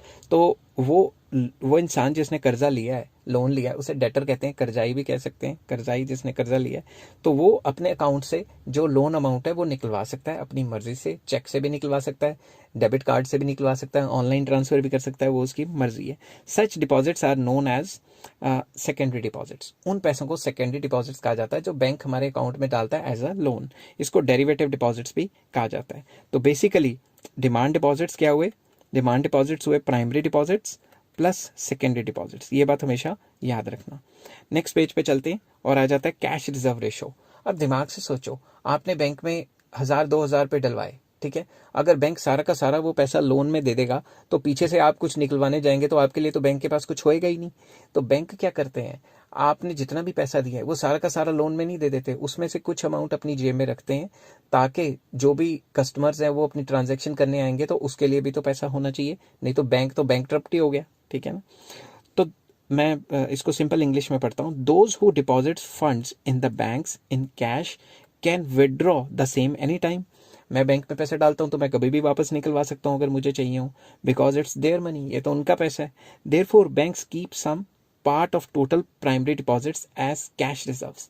तो bank उनमें में से कुछ पैसा अपने पास कैश रिजर्व में रखते हैं ताकि जो भी कस्टमर्स हैं वो अगर कोई भी ट्रांजैक्शन करें तो उनकी जेब में पैसा होगा। Cash reserves to meet their needs, meet the needs of the depositors. जो भी डिपॉजिटर्स हैं वो अपनी नीड को पूरी कर सकें, उसलिए कुछ कैश बैंक अपने पास रखता है। The total deposits which the banks keep with itself in cash is simply called cash reserves. वो क्या हुए? उनके कैश रिजर्व्स हुए। अब ध्यान से सोचना, रेशियो ऑफ कैश रिजर्व्स, जो कैश रिजर्व्स की रेशियो है, रेशियो मतलब percentage to the total demand deposits, जितने भी उनके पास टोटल डिमांड डिपॉजिट्स हैं, ठीक है, cash reserves divided by total demand deposits is called cash reserve ratio, ठीक है, कैश रिजर्व रेशियो। और ये मॉनेटरी पॉलिसी में फिक्स की जाती है कि इतने इतने परसेंट होनी चाहिए, ठीक है, ताकि ये ना हो कि बैंक डिफॉल्ट कर ले कि इतने परसेंट उन्होंने अपना टोटल डिमांड डिपॉजिट्स का पैसा इतने परसेंट अपनी जेब में रखना ही रखना है। ये मॉनेटरी पॉलिसी बताती है। क्रेडिट क्रिएशन का पार्ट मैंने पहले इसलिए कराया है ताकि आपको पता लगे कि बैंक्स लोन दे दे के मनी सप्लाई को कैसे भगा देते हैं या कम कर सकते हैं, तो ही आपको मॉनेटरी पॉलिसी अच्छे तरीके से समझ आएगी। नेक्स्ट इसमें आ जाता है एक्सेस रिजर्व्स। एक्सेस रिजर्व्स को सिंपल वर्ड्स में it refers to the amount in excess of the required cash reserve ratio. For example, आपको कैश रिजर्व रेशियो चाहिए, मैं एग्जांपल लेता हूँ, मान लो 15% या 20%, मैं एग्जांपल ले रहा हूँ, ठीक है, मान लो 20% चाहिए, तो आपके पास जितना टोटल डिपॉजिट्स हैं, मान लो 1 करोड़, उसका 20% चाहिए, तो 1 करोड़ का 20% हो गया 20 लाख, ठीक है। 20 लाख को छोड़ के जो 80 लाख हुए वो आपके क्या हुए? Excess reserves. एक्सेस रिजर्व वो रिजर्व्स हैं जिसमें से पैसे निकाल के बैंक लोन वगैरह दे सकता है, ठीक है। तो आपको एक्सेस रिजर्व समझ आ गए होंगे, वो रिजर्व्स जो बैंक कैश रिजर्व रेशो के बाद जो उसके पास पैसा बच जाता है जो वो लोन्स वगैरह में दे सकता है लोगों को। जितना ज्यादा एक्सेस रिजर्व्स होंगे उतना ज्यादा बैंक लोन दे पाएगा। नेक्स्ट आ जाता है credit multiplier. It is the reciprocal of cash reserve ratio. तो इसका फॉर्मूला क्या होता है? 1/, कैश रिजर्व रेशो। अगर किसी को सिंपल लैंग्वेज में समझाना है तो क्रेडिट मल्टीप्लायर बेसिकली ये मतलब है कि आपके पास जितने भी पैसे आए, बैंक के पास जो भी डिपॉजिट्स आए, उसके कितने गुना लोन दे दिया गया। मान लो बैंक के पास 1000 रुपये आए, लोन कितने गुना दे दिया गया? 5000 या 10,000, कितने गुना लोन दिया, उसे कहते हैं क्रेडिट मल्टीप्लायर। हेलो फ्रेंड्स, आज मैं आपके साथ क्रेडिट क्रिएशन का पार्ट 2 डिस्कस करूंगा। पार्ट 1 मैंने डिस्कस कर लिया हुआ है।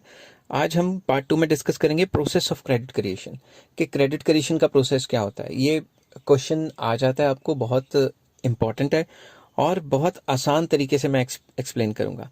तो सबसे पहले क्रेडिट क्रिएशन की स्मॉल इंट्रोडक्शन देनी जरूरी है, 4-5 लाइंस में। अगर आपको पेपर में आता है तो उसमें लिखना क्या है? उसमें यही लिखना है कि क्रेडिट क्रिएशन होता क्या है, कि आप अपनी सेविंग्स बैंक में करते हो और बैंक उसी सेविंग के आगे किसी और को लोन वगैरह दे देता है। तो इसको सिंपल वर्ड्स में मैं लिखता हूँ, income is equal to consumption plus savings. ये सेविंग्स आप करते हो बैंक्स में और बैंक ये किसी और को लोन दे देता है, इसी प्रोसेस को क्रेडिट क्रिएशन कहते हैं।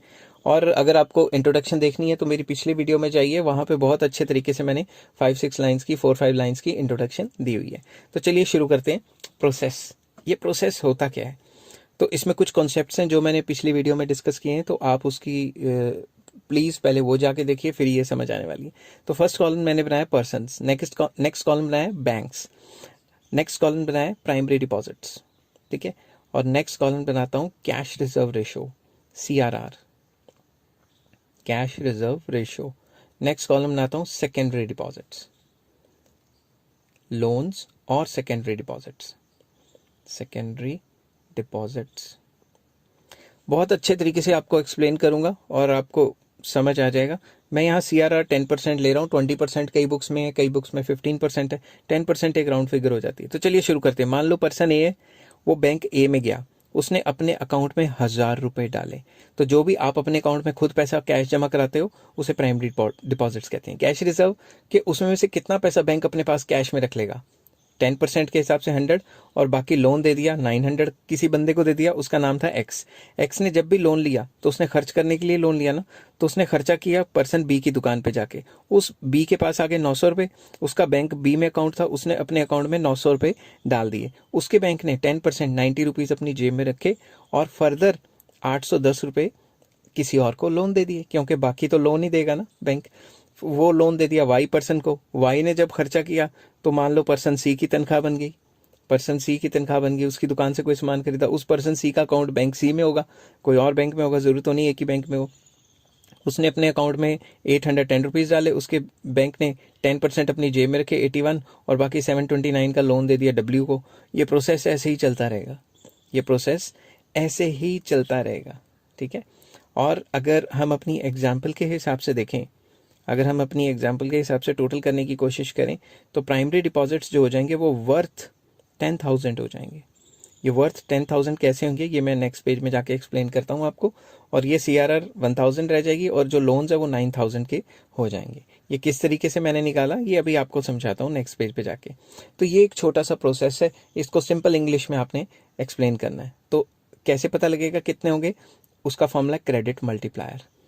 क्रेडिट मल्टीप्लायर सिंपल वर्ड्स में क्या होता है कि बैंक ने कितने गुना पैसे दे दिए, जो भी उनका प्राइमरी डिपॉजिट्स आया था उसको कितने गुना कर दिया। हमारे एग्जांपल में क्या है 10%, तो मैं 1/10% करता हूँ। 1/10% हो गया 10/100। इसको मैं ऐसे भी लिख सकता हूँ कि 1 डिवाइडेड बाय 10/100, ठीक है। फिर इसको लिख सकता हूँ 1 मल्टीप्लाई बाय 10/100, ठीक है। और अगर मैं ये काट दूँ, कैंसिल कर दूँ 0 0, तो ये आ जाएगा 10। तो मतलब 10 टाइम्स हो गया, 10 टाइम्स लोन दे दिया। जितने उनके पास पैसे आए थे उसका 10 गुना लोन दे दिया। तो अगर मैं इसका 10 गुना निकालूं तो दैट इज प्राइमरी डिपॉजिट्स कितने हो गए टोटल 10,000, ठीक है। उसके बाद क्या हुआ, ये जो अगर हम 10% निकालें इसका 10,000 का 10% तो 1,000 ही आएगा, वो CRR रह गया, और 9,000 उन्होंने क्रिएट कर दिए। तो 10 टाइम्स मनी कर दिया, ठीक है ना, समझ गए आप। 10 टाइम्स मनी हो गया, तो 9,000 के वो लोन्स आ गए। तो बेसिकली बैंक्स लोन्स दे दे के मनी सप्लाई इन्फानाइट भी कर सकते हैं। तो इसीलिए तो मनी सप्लाई को बैंक्स काफ़ी ज़्यादा कंट्रोल करते हैं थ्रू लोन्स, ठीक है। और अब क्या होता है, अब इसके आगे ये प्रोसेस है कि मनी सप्लाई को कंट्रोल करने के लिए जो हमारा RBI है या फिर किसी भी कंट्री का सेंट्रल बैंक है, वो क्या करता है, मॉनिटरी पॉलिसी बनाता है। ये सेंट्रल बैंक क्या करता है, मॉनिटरी पॉलिसी बनाता है बैंकों के लिए, ताकि मनी सप्लाई को कंट्रोल किया जा सके। मॉनेटरी पॉलिसी क्या होती है वो आगे वाले 2-3 लेक्चर्स में मैंने आगे बता देनी है। तो ये सीरीज चल रही है, आई होप ये सारी चीज़ें आपको मतलब समझ आ रही होंगी कि किस तरीके से बैंक लोन दे दे के ऐसी की तैसी कर देता है। इसीलिए तो मॉनेटरी पॉलिसी बनानी पड़ती है ताकि लोन्स को कंट्रोल किया जाए, मनी सप्लाई को।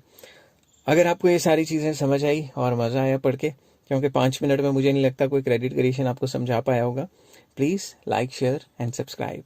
Take care, have a nice day. Hello friends, आज मैं आपके साथ डिस्कस करूंगा क्रेडिट क्रिएशन का एक और टॉपिक, जो कि है लिमिटेशंस ऑफ क्रेडिट क्रिएशन।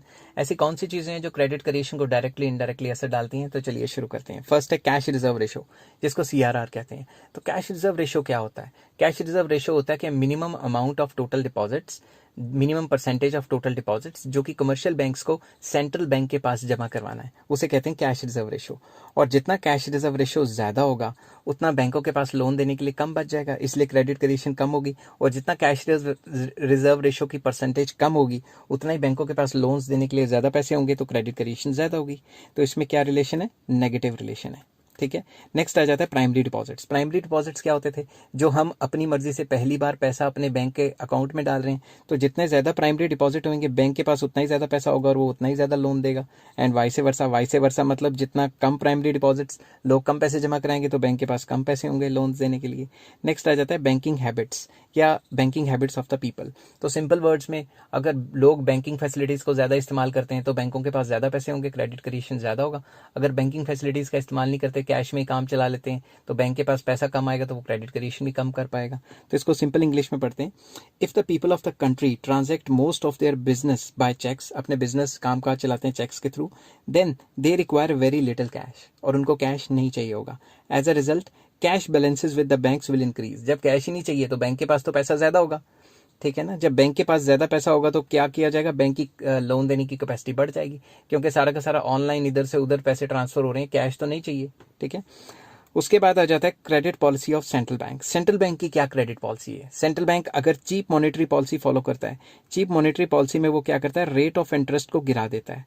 जब भी रेट ऑफ इंटरेस्ट को गिरा देता है तो क्रेडिट एक्सपेंशन, सब लोग लोन्स लेने भागते हैं क्योंकि रेट ऑफ इंटरेस्ट सस्ता हो गया, तो मोर क्रेडिट क्रिएशन हो जाती है। ऑन द अदर हैंड अगर डियर मनी पॉलिसी करता है, डियर मनी पॉलिसी का मतलब होता है एक ऐसी सिचुएशन जिसमें वो लोन्स को कम करना चाहता है, तो इस सिचुएशन में रेट ऑफ इंटरेस्ट को बढ़ा देता है, जिसकी वजह से क्रेडिट कॉन्ट्रैक्शन पॉलिसी इसको कहा जाता है, और इससे की क्रेडिट क्रिएशन कम हो जाती है क्योंकि रेट ऑफ इंटरेस्ट बढ़ जाएगा तो कोई लोन्स लेने नहीं आएगा। फिफ्थ पॉइंट हो जाता है policy of other banks.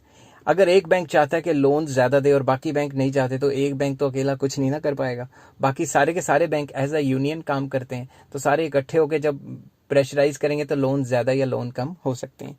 If simple English में लिखा है, if all banks function in union, अगर सारे अपनी यूनियन बना के चलते हैं, यूनिटी में चलते हैं, they will have more power to create credit, उनके पास ज्यादा पावर होगी क्रेडिट क्रिएशन की।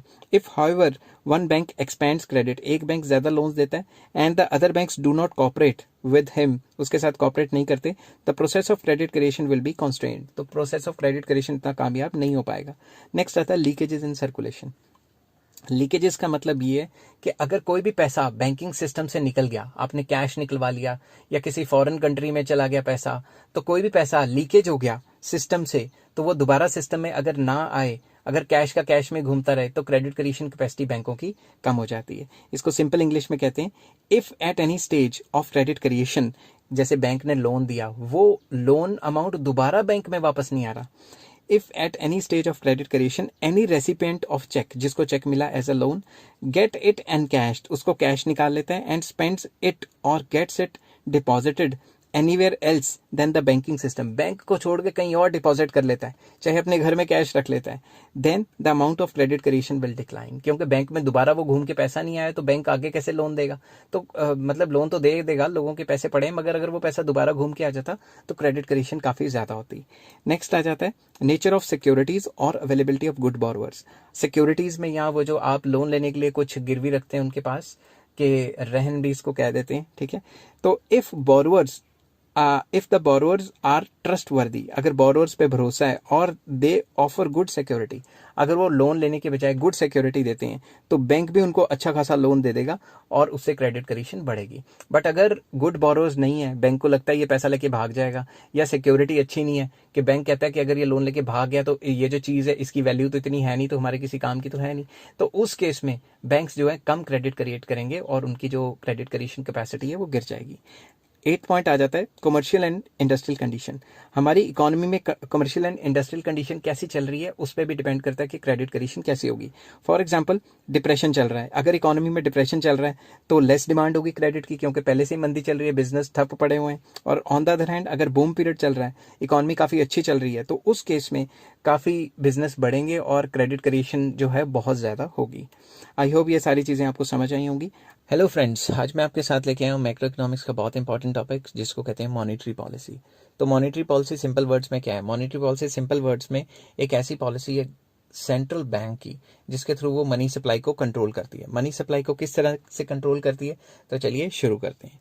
सिंपल वर्ड्स में मैंने लिखा हुआ है, monetary policy refers to the policy through which the central bank of a country, that is RBI in India, controls the supply of money, availability of money मतलब loans को control करेगी, and the cost of money मतलब rate of interest को control करेगी, in order to attain the set of objectives focusing on growth and development and stability of the country. तो simple words में अगर हमने किसी को समझाना है कि मॉनेटरी पॉलिसी क्या है, तो मॉनेटरी पॉलिसी सेंट्रल बैंक की एक ऐसी पॉलिसी है जिसके थ्रू इकोनॉमी में मनी सप्लाई को कंट्रोल किया जाता है, अवेलेबिलिटी ऑफ लोन्स को कंट्रोल किया जाता है और रेट ऑफ इंटरेस्ट को कंट्रोल किया जाता है, so that growth and development को अटेन किया जा सके। Through monetary policy the central bank impacts credit supply in the economy and check inflation. तो मॉनेटरी पॉलिसी के थ्रू क्रेडिट की सप्लाई को, लोन की सप्लाई को चेक किया जाता है कि इकोनॉमी में अगर लोन की सप्लाई ज़्यादा है तो कम कर देते हैं, कम है तो ज़्यादा कर देते हैं। किस तरीके से करते हैं वो आगे आने वाली वीडियोस में आपको सब समझाऊंगा। तो एक डेफिनेशन बहुत इंपॉर्टेंट होती है जब भी आपको पेपर में है, और अगर आपको एक इंपॉर्टेंट डेफिनेशन लिख दें तो बहुत मज़ा आ जाएगा टीचर को और आपको बहुत अच्छे नंबर आएंगे। तो according to G K Shaw, by monetary policy we mean any conscious action undertaken by the monetary authority, कोई भी कॉन्शियस एक्शन मतलब होशो हवास में लिए हुए एक्शन जो मॉनेटरी अथॉरिटी ने लिए to change the quantity quantity, availability और cost of money. Quantity of money को चेक करना, अवेलेबिलिटी ऑफ मनी का मतलब है लोन्स को चेक करना, और कॉस्ट ऑफ मनी मतलब रेट ऑफ इंटरेस्ट को चेक करने के लिए गवर्नमेंट जो भी पॉलिसी बनाती है, जो भी मॉनेटरी अथॉरिटी जो भी पॉलिसी बनाती है, उसको मॉनेटरी पॉलिसी कहा जाता है। अब आ जाता है objectives of monetary policy. Objectives क्या है, मकसद क्या है मॉनेटरी पॉलिसी के? भाई अच्छे अच्छे मकसद ही होंगे ना, तो हर एक पॉलिसी जो गवर्नमेंट की होती है उसके यही मकसद होते हैं। फुल एम्प्लॉयमेंट करना, कि ऐसा माहौल क्रिएट करना कि लोगों को जॉब्स क्रिएट हो, इकोनॉमिक ग्रोथ हो, देश की तरक्की हो, प्राइस स्टेबल रहे, प्राइस में फ्लक्चुएशन ज़्यादा ना आए, और एक्सचेंज रेट स्टेबिलिटी, जो फॉरेन एक्सचेंज है, फॉरेन करेंसी है जिसको फॉरेक्स भी कहा जाता है, उसके रेट में स्टेबिलिटी रहे। And fifth is reduction in economic inequalities, जो इनइक्वालिटीज है उनको रिड्यूस किया जाए। मगर असल में ये होता है कि जितनी भी गवर्नमेंट की पॉलिसीज़ हैं या पब्लिक सेक्टर में जो पॉलिसीज़ लाई जाती हैं उनके यही मकसद होते हैं अच्छे अच्छे, ठीक है। हेलो फ्रेंड्स, आज मैं लेके आया हूँ आपके लिए मॉनेटरी पॉलिसी का पार्ट 2, जो कि है इंस्ट्रूमेंट ऑफ मॉनेटरी पॉलिसी। इस वीडियो को देखने से पहले आप मॉनेटरी पॉलिसी का इंट्रोडक्शन देखिए, जो कि मैंने पार्ट 1 में बनाया, और वो काफ़ी इंपॉर्टेंट है। उसका जो लिंक है मैं डिस्क्रिप्शन में दे दूंगा। उसके बगैर ये सीरीज़ चलेगी और आपको समझ नहीं आएगी। अगर आपने बीच बिचाले छलांग मारी तो वो समझ लो कि आप कुछ समझ नहीं आएगी, उल्टा आप मुझे गालियाँ निकालोगे कि मैंने क्या किया है, ठीक है। तो सेकेंड पार्ट में मैं बना रहा हूँ instruments of monetary policy. Monetary policy किस तरीके से काम करती है, फर्स्ट पार्ट में मैंने डिस्कस किया था meaning and objectives. Second part में इंस्ट्रूमेंट्स। इंस्ट्रूमेंट्स में सबसे पहला इंस्ट्रूमेंट है क्वांटिटेटिव इंस्ट्रूमेंट्स। क्वांटिटेटिव इंस्ट्रूमेंट्स वो इंस्ट्रूमेंट्स होते हैं जो मनी की क्वांटिटी को कंट्रोल करते हैं। आई रिपीट, क्वांटिटेटिव इंस्ट्रूमेंट्स वो इंस्ट्रूमेंट्स होते हैं जो एक इकोनॉमी में मनी की क्वांटिटी को कंट्रोल करते हैं। तो सिंपल इंग्लिश में मैंने लिखा, these are those instruments which controls the quantity of money in an economy. It includes the following. इसके अंदर ये फॉलोइंग इंस्ट्रूमेंट आते हैं। कौन कौन से आते हैं? Bank rate, repo rate, reverse repo rate, open market operations, CRR जिसको कैश रिजर्व रेशो कहते हैं, SLR जिसको स्टैट्यूटरी लिक्विडिटी रेशो कहते हैं। अब आप ये मत समझना कि मैंने सिर्फ ये हवा हवाई में डिस्कस कर दी कि इसके ये टाइप्स हैं और मैं आगे नहीं डिस्कस करूंगा। ये सारे एक एक पॉइंट पे एक एक वीडियो बनेगी, क्योंकि ये बहुत ज़्यादा इंपॉर्टेंट है, ठीक है। इसमें तो मैं क्वांटिटेटिव एंड क्वालिटेटिव के बारे में ज़्यादा फोकस कर रहा हूँ, और जो मैं नेक्स्ट वीडियो बना रहा हूँ उसमें एक एक पे एक एक फोकस किया गया है, एक एक पॉइंट पे, ठीक है। तो चलिए शुरू करते हैं। नेक्स्ट आ जाता है क्वालिटेटिव इंस्ट्रूमेंट्स। क्वालिटेटिव इंस्ट्रूमेंट्स वो इंस्ट्रूमेंट्स हैं जो मनी की क्वालिटी को कंट्रोल करते हैं, या फिर आप कह सकते हैं कि एलोकेशन ऑफ मनी को कंट्रोल करते हैं। तो allocation of money simple words में क्या होता है? It includes all those instruments which influence the allocation of money. Allocation of money का मतलब होता है मनी का इस्तेमाल। कभी कभी गवर्नमेंट चाहती है कि पर्टिकुलर सेक्टर में पैसा जाए और दूसरे सेक्टर में पैसा ना जाए। फॉर एग्जांपल, अगर गवर्नमेंट ने प्लान्स बनाया कि हमारा एग्रीकल्चर सेक्टर डेवलप होना चाहिए, तो गवर्नमेंट क्या करेगी? कंपनियों को या बैंकों को कह देगी कि एग्रीकल्चर सेक्टर पे अगर कोई लोन्स वगैरह लेने आए तो सस्ते रेट पे दे देना, बाकी सेक्टर्स पे आए तो महंगे रेट पे देना, ताकि लोग एनकरेज या डिस्करेज हो जाएं। तो सिंपल वर्ड्स में क्वालिटेटिव इंस्ट्रूमेंट्स के थ्रू पैसे को एलोकेट रीएलोकेट किया जाता है ताकि पर्टिकुलर सेक्टर में भेजा जा सके। तो इसीलिए इसको क्वालिटेटिव इंस्ट्रूमेंट्स कहते हैं, क्योंकि क्वांटिटी को असर नहीं डालता, बल्कि मनी के रीएलोकेशन, एक जगह से घुमा के दूसरी जगह पे इस्तेमाल करने पे फोकस करता है। इसके जो इंस्ट्रूमेंट है वो है मार्जिन रिक्वायरमेंट्स या margin requirement, rationing of credit and moral suasion, direct action. ये सारे के सारे मैं एक एक पर्टिकुलर वीडियो बनाने वाला हूँ इसके ऊपर, क्योंकि ये ऐसे हवा हवाई में इतनी जल्दी में समझ आने वाले नहीं है। तो इससे तो अच्छा इस पे एक एक डेडिकेटेड वीडियो बनाई जाए। तो इसमें मेरी इस वीडियो में मेन फोकस था कि क्वांटिटेटिव एंड क्वालिटेटिव। क्वांटिटेटिव होता है कि मनी की क्वांटिटी को कंट्रोल करना, किसके थ्रू करना, वो मैंने बता दिए इंस्ट्रूमेंट्स, और उनको आगे मैं डिटेल में डिस्कस करूंगा अगली वीडियोज में। और क्वालिटेटिव जो मनी को एलोकेशन को कंट्रोल करते हैं, कि मनी कहाँ कहाँ एलोकेट एंड री एलोकेट होना चाहिए। आई होप ये सारी चीज़ें आपको समझ आ गई होंगी। हेलो फ्रेंड्स, आज मैं आपके साथ मॉनेटरी पॉलिसी का एक टॉपिक लेके आया हूँ। क्वांटिटेटिव इंस्ट्रूमेंट्स के अंदर आता है बैंक रेट। आई होप आपने पुरानी वीडियोस देखी होंगी, तभी आपको वीडियो समझ आने वाली है। तो पुरानी वीडियोस के लिंक डिस्क्रिप्शन में, जिसमें फर्स्ट वीडियो मैंने बनाई थी monetary policy meaning and objectives, second बनाई थी इंस्ट्रूमेंट्स को लेके कि कौन कौन से इंस्ट्रूमेंट्स होते हैं, और थर्ड एक एक इंस्ट्रूमेंट का डिटेल। तो चलिए शुरू करते हैं। फर्स्ट, क्वांटिटेटिव इंस्ट्रूमेंट के अंदर फर्स्ट पॉइंट आता है बैंक रेट। बैंक रेट क्या होता है? अगर किसी आम इंसान को समझाना है, जिसको ABCD भी नहीं पता कि मतलब इकोनॉमिक्स की क्या होती है, अगर उसको समझाना है तो उस लैंग्वेज में मैं समझाने की कोशिश करूंगा। जैसे हम बैंकों के पास लोन लेने जाते हैं, वैसे ये जो छोटे बैंक हैं वो कंट्री के हाईएस्ट बैंक, जो इंडिया में आरबीआई है, यूएसए में फेडरल रिजर्व्स हैं, तो जो उस कंट्री का सबसे बड़ा बैंक है, ठीक है, जो कि ऑब्वियसली गवर्नमेंट ही होता है, उसके पास जब ये छोटे कमर्शियल बैंक्स जैसे एचडीएफसी, आईसीआईसी, ये छोटे छोटे बैंक है, जब ये लोन लेने जाते हैं बड़े बैंक के पास, तो जिस रेट ऑफ इंटरेस्ट पे इनको लोन मिलता है उसे बैंक रेट कहते हैं। आई रिपीट, जब ये छोटे bank head bank of the country के पास लोन लेने जाते हैं और उस जिस रेट पे इनको लोन मिलता है उसे बैंक रेट कहा जाता है। और जितने भी ये लोन मिलते हैं उनको, वो विदाउट एनी कोलेटरल, कुछ गिरवी नहीं रखना पड़ता, ठीक है, उसके बिना ही मिल जाते हैं। अब मैं सिंपल इंग्लिश में इसको एक्सप्लेन करूंगा। बैंक रेट क्या होता है? It refers to the rate of interest at which central bank lends the commercial banks, जो सेंट्रल बैंक है कमर्शियल बैंक को लेंडिंग करता है, ठीक है।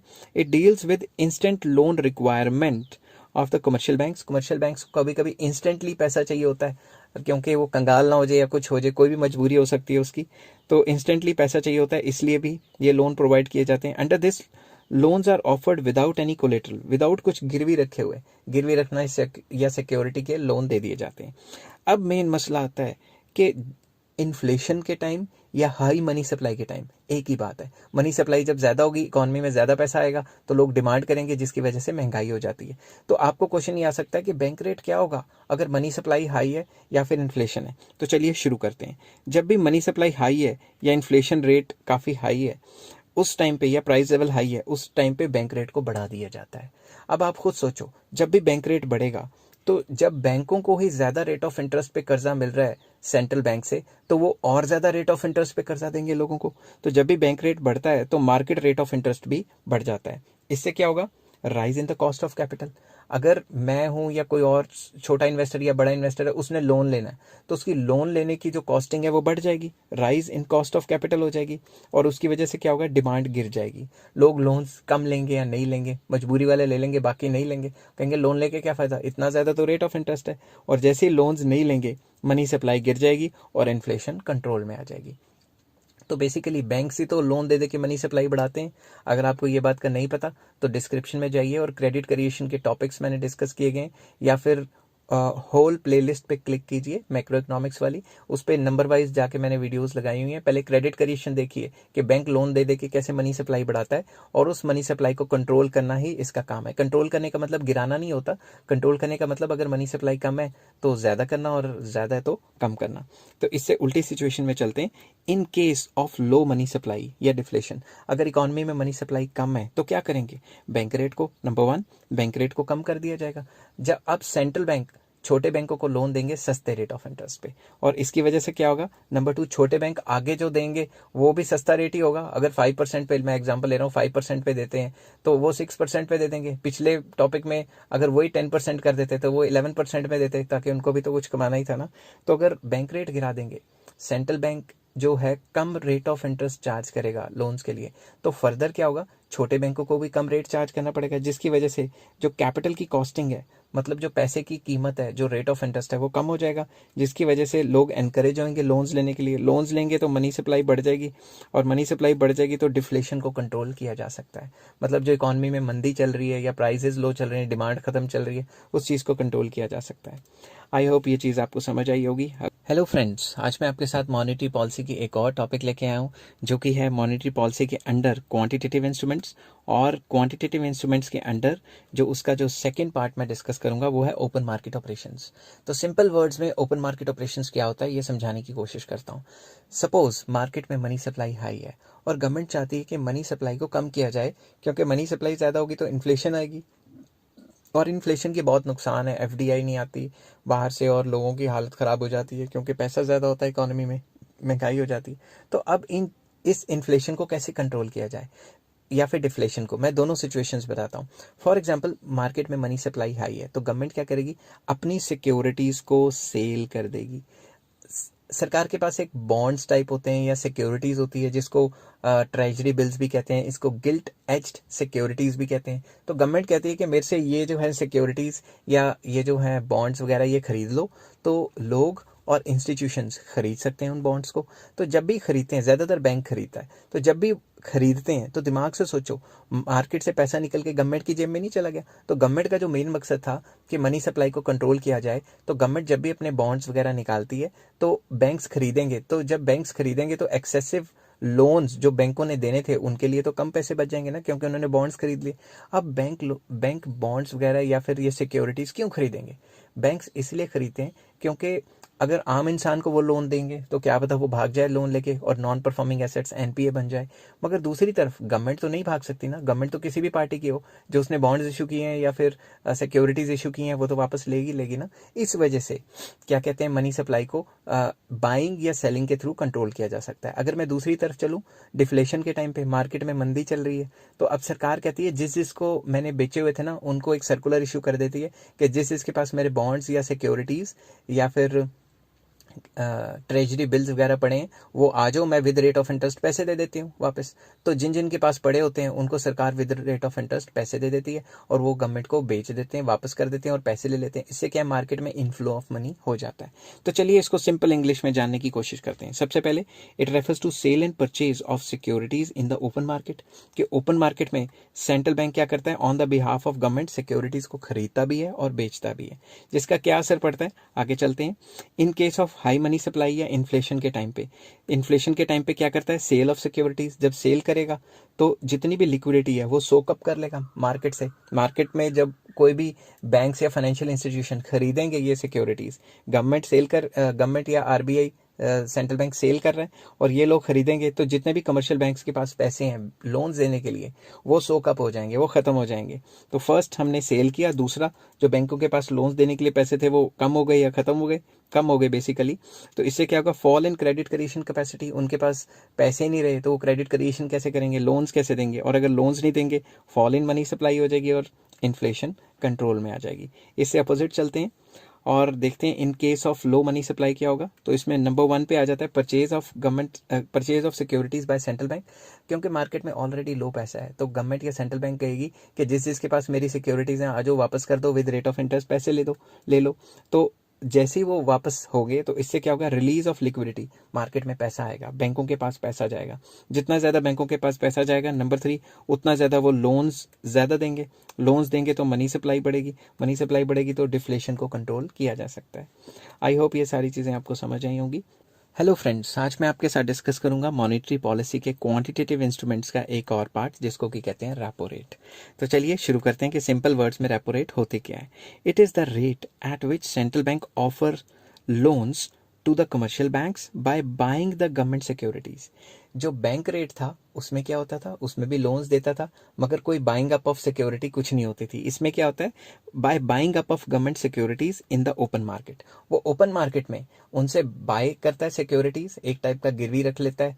उनके पास क्या गिरवी रख लेता है, उनके पास जो भी उनके पास सिक्योरिटीज होती हैं गवर्नमेंट की वो गिरवी रख लेता है और उसके बेस पे लोन देता है। और बैंक रेट में कुछ गिरवी नहीं रखता था। तो ये भी एक टाइप का लोन है, बैंक रेट भी एक टाइप का लोन है। मतलब बैंक रेट वो रेट है जिसपे छोटे बैंक आरबीआई से या सेंट्रल बैंक से लोन लेते हैं। तो रेपो रेट भी एक वो रेट है जिसपे छोटे बैंक आरबीआई से लोन लेते हैं, बट जो आरबीआई है वो अपने पास कुछ गिरवी रखती है। और क्या गिरवी रखती है, government securities. It is also called repurchase rate because an agreement is signed between both parties. दोनों की दोनों पार्टी, सेंट्रल बैंक और कमर्शियल बैंक जो है वो एक एग्रीमेंट साइन करती है, स्टेट करती हैं कि जो सिक्योरिटीज़ हैं वो रीपर्चेज कर ली जाएगी कमर्शियल बैंक से ऑन द गिवन डेट, कि जिस दिन वो लोन चुकाएंगी वो सिक्योरिटीज़ वापस कर दी जाएंगी। ठीक है, तो दोनों में कोई फ़र्क नहीं है, दोनों में सिर्फ यही फ़र्क है बैंक रेट में कि विदाउट एनी कोलेटरल लोन दे दिया जाता है। ठीक है, इमीडिएट कैश क्रंच के लिए। और इसके अंदर क्या होता है, शॉर्ट टर्म नीड्स के लिए दे दिया जाता है और बेसिकली इसमें सिक्योरिटीज़ ली जाती हैं एज अ कोलेटरल छोटे बैंकों से। अब आ जाता है in case of high money supply. जब भी मनी सप्लाई हाई होगी या इन्फ्लेशन होगा तो क्या होगा, रेपो रेट को बढ़ा दिया जाएगा।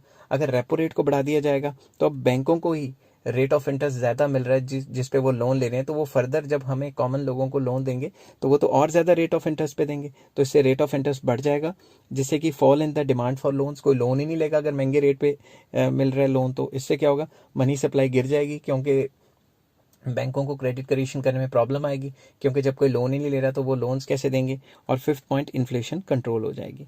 अब अगर इससे अपोजिट सिचुएशन में चलते हैं कि जब मनी सप्लाई लो होती है या डिफ्लेशन होता है, उस केस में आरबीआई क्या करेगी, रेपो रेट को कम कर देगी, जिसकी वजह से जो नॉर्मल रेट ऑफ इंटरेस्ट है वो और ज़्यादा गिर जाएगा, क्योंकि बैंक तो थोड़ा बहुत उसमें ऐड करके ही देंगे ना, क्योंकि उन्होंने भी प्रॉफिट कमाना है। तो नॉर्मल रेट ऑफ इंटरेस्ट थोड़ा सा कम हो जाएगा, और उसकी वजह से जो डिमांड फॉर क्रेडिट या डिमांड फॉर लोन्स हैं वो बढ़ जाएंगे, और लोन्स की डिमांड बढ़ेगी तो बैंक्स भी ज़्यादा से ज़्यादा सप्लाई कर पाएंगे लोन्स, और उससे मनी सप्लाई बढ़ेगी, जिसकी वजह से जो डिफ्लेशन है उसकी प्रॉब्लम सॉल्व हो जाएगी। तो आई होप ये सारी चीज़ें आपको समझ आ गई होंगी। हेलो फ्रेंड्स, आज मैं आपके साथ मॉनेटरी पॉलिसी का एक और टॉपिक लेके आया हूँ, जो कि है क्वांटिटेटिव इंस्ट्रूमेंट्स के अंदर रिवर्स रेपो रेट। अब ये रिवर्स रेपो रेट क्या होती है, पहले सिंपल लैंग्वेज में बताता हूँ, फिर टेक्निकल लैंग्वेज में बताऊंगा।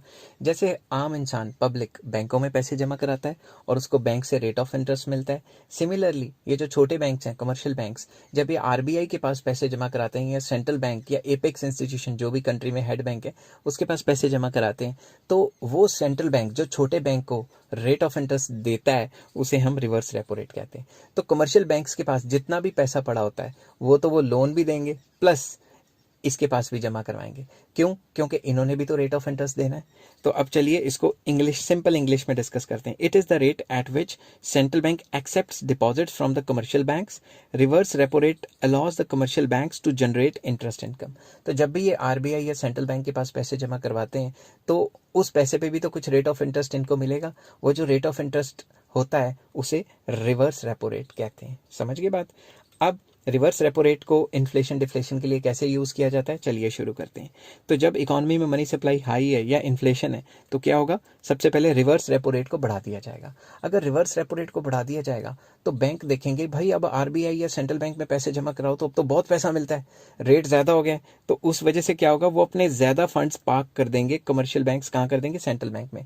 अब सेंट्रल बैंक में या जो head bank of the country है उसमें छोटे छोटे बैंक अपना ज़्यादा पैसा डालने लग जाएंगे, क्योंकि वहाँ पे रेट ऑफ इंटरेस्ट ज़्यादा मिल रहा है। आम इंसान को दिया और वो पैसे लेके भाग गया या लोन में डिफॉल्ट कर गया तो ज़्यादा नुकसान है, तो वो सेंट्रल बैंक के पास ज़्यादा पैसे जमा करवा देता है। और जब ज़्यादा पैसे जमा कराता है तो क्या होता है, less credit creation bye commercial banks. तो जब वो ज़्यादा पैसे उधर जमा कराएगा तो लोन्स देने के लिए तो कम पैसे बच जाएंगे, तो लोन्स वो कम देगा।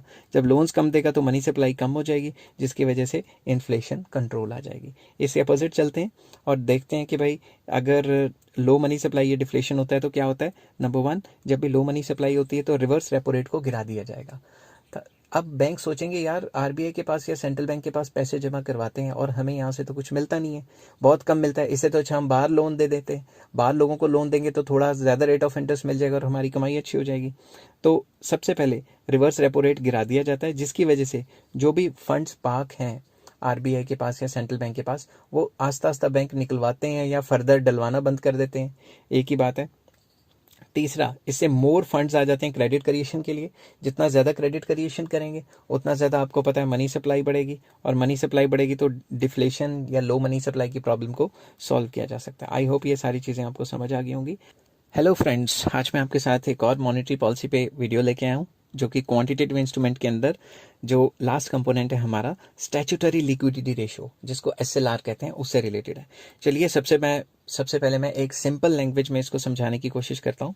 बेसिकली हर एक बैंक को अपने पास एक फिक्स परसेंटेज लिक्विड फॉर्म में रखना पड़ता है। ये लिक्विड फॉर्म कैश भी हो सकती है, गोल्ड भी हो सकते हैं, या गवर्नमेंट की सिक्योरिटीज़ भी हो सकती हैं। उस फॉर्म में अपने पास एक लिक्विडिटी रखनी पड़ती है, जिसको कि हम स्टैट्यूटरी लिक्विडिटी रेशियो कहते हैं। जितने भी उसके टोटल डिपॉजिट्स हैं उसका कुछ परसेंटेज उसे अपने पास कैश में रखना पड़ेगा। दोबारा रिपीट कर रहा हूँ, ये कैश में भी हो सकता है, गोल्ड में भी हो सकता है, लिक्विड फॉर्म में होगा बेसिकली, तभी इसका नाम है स्टैट्यूटरी लिक्विडिटी रेशियो।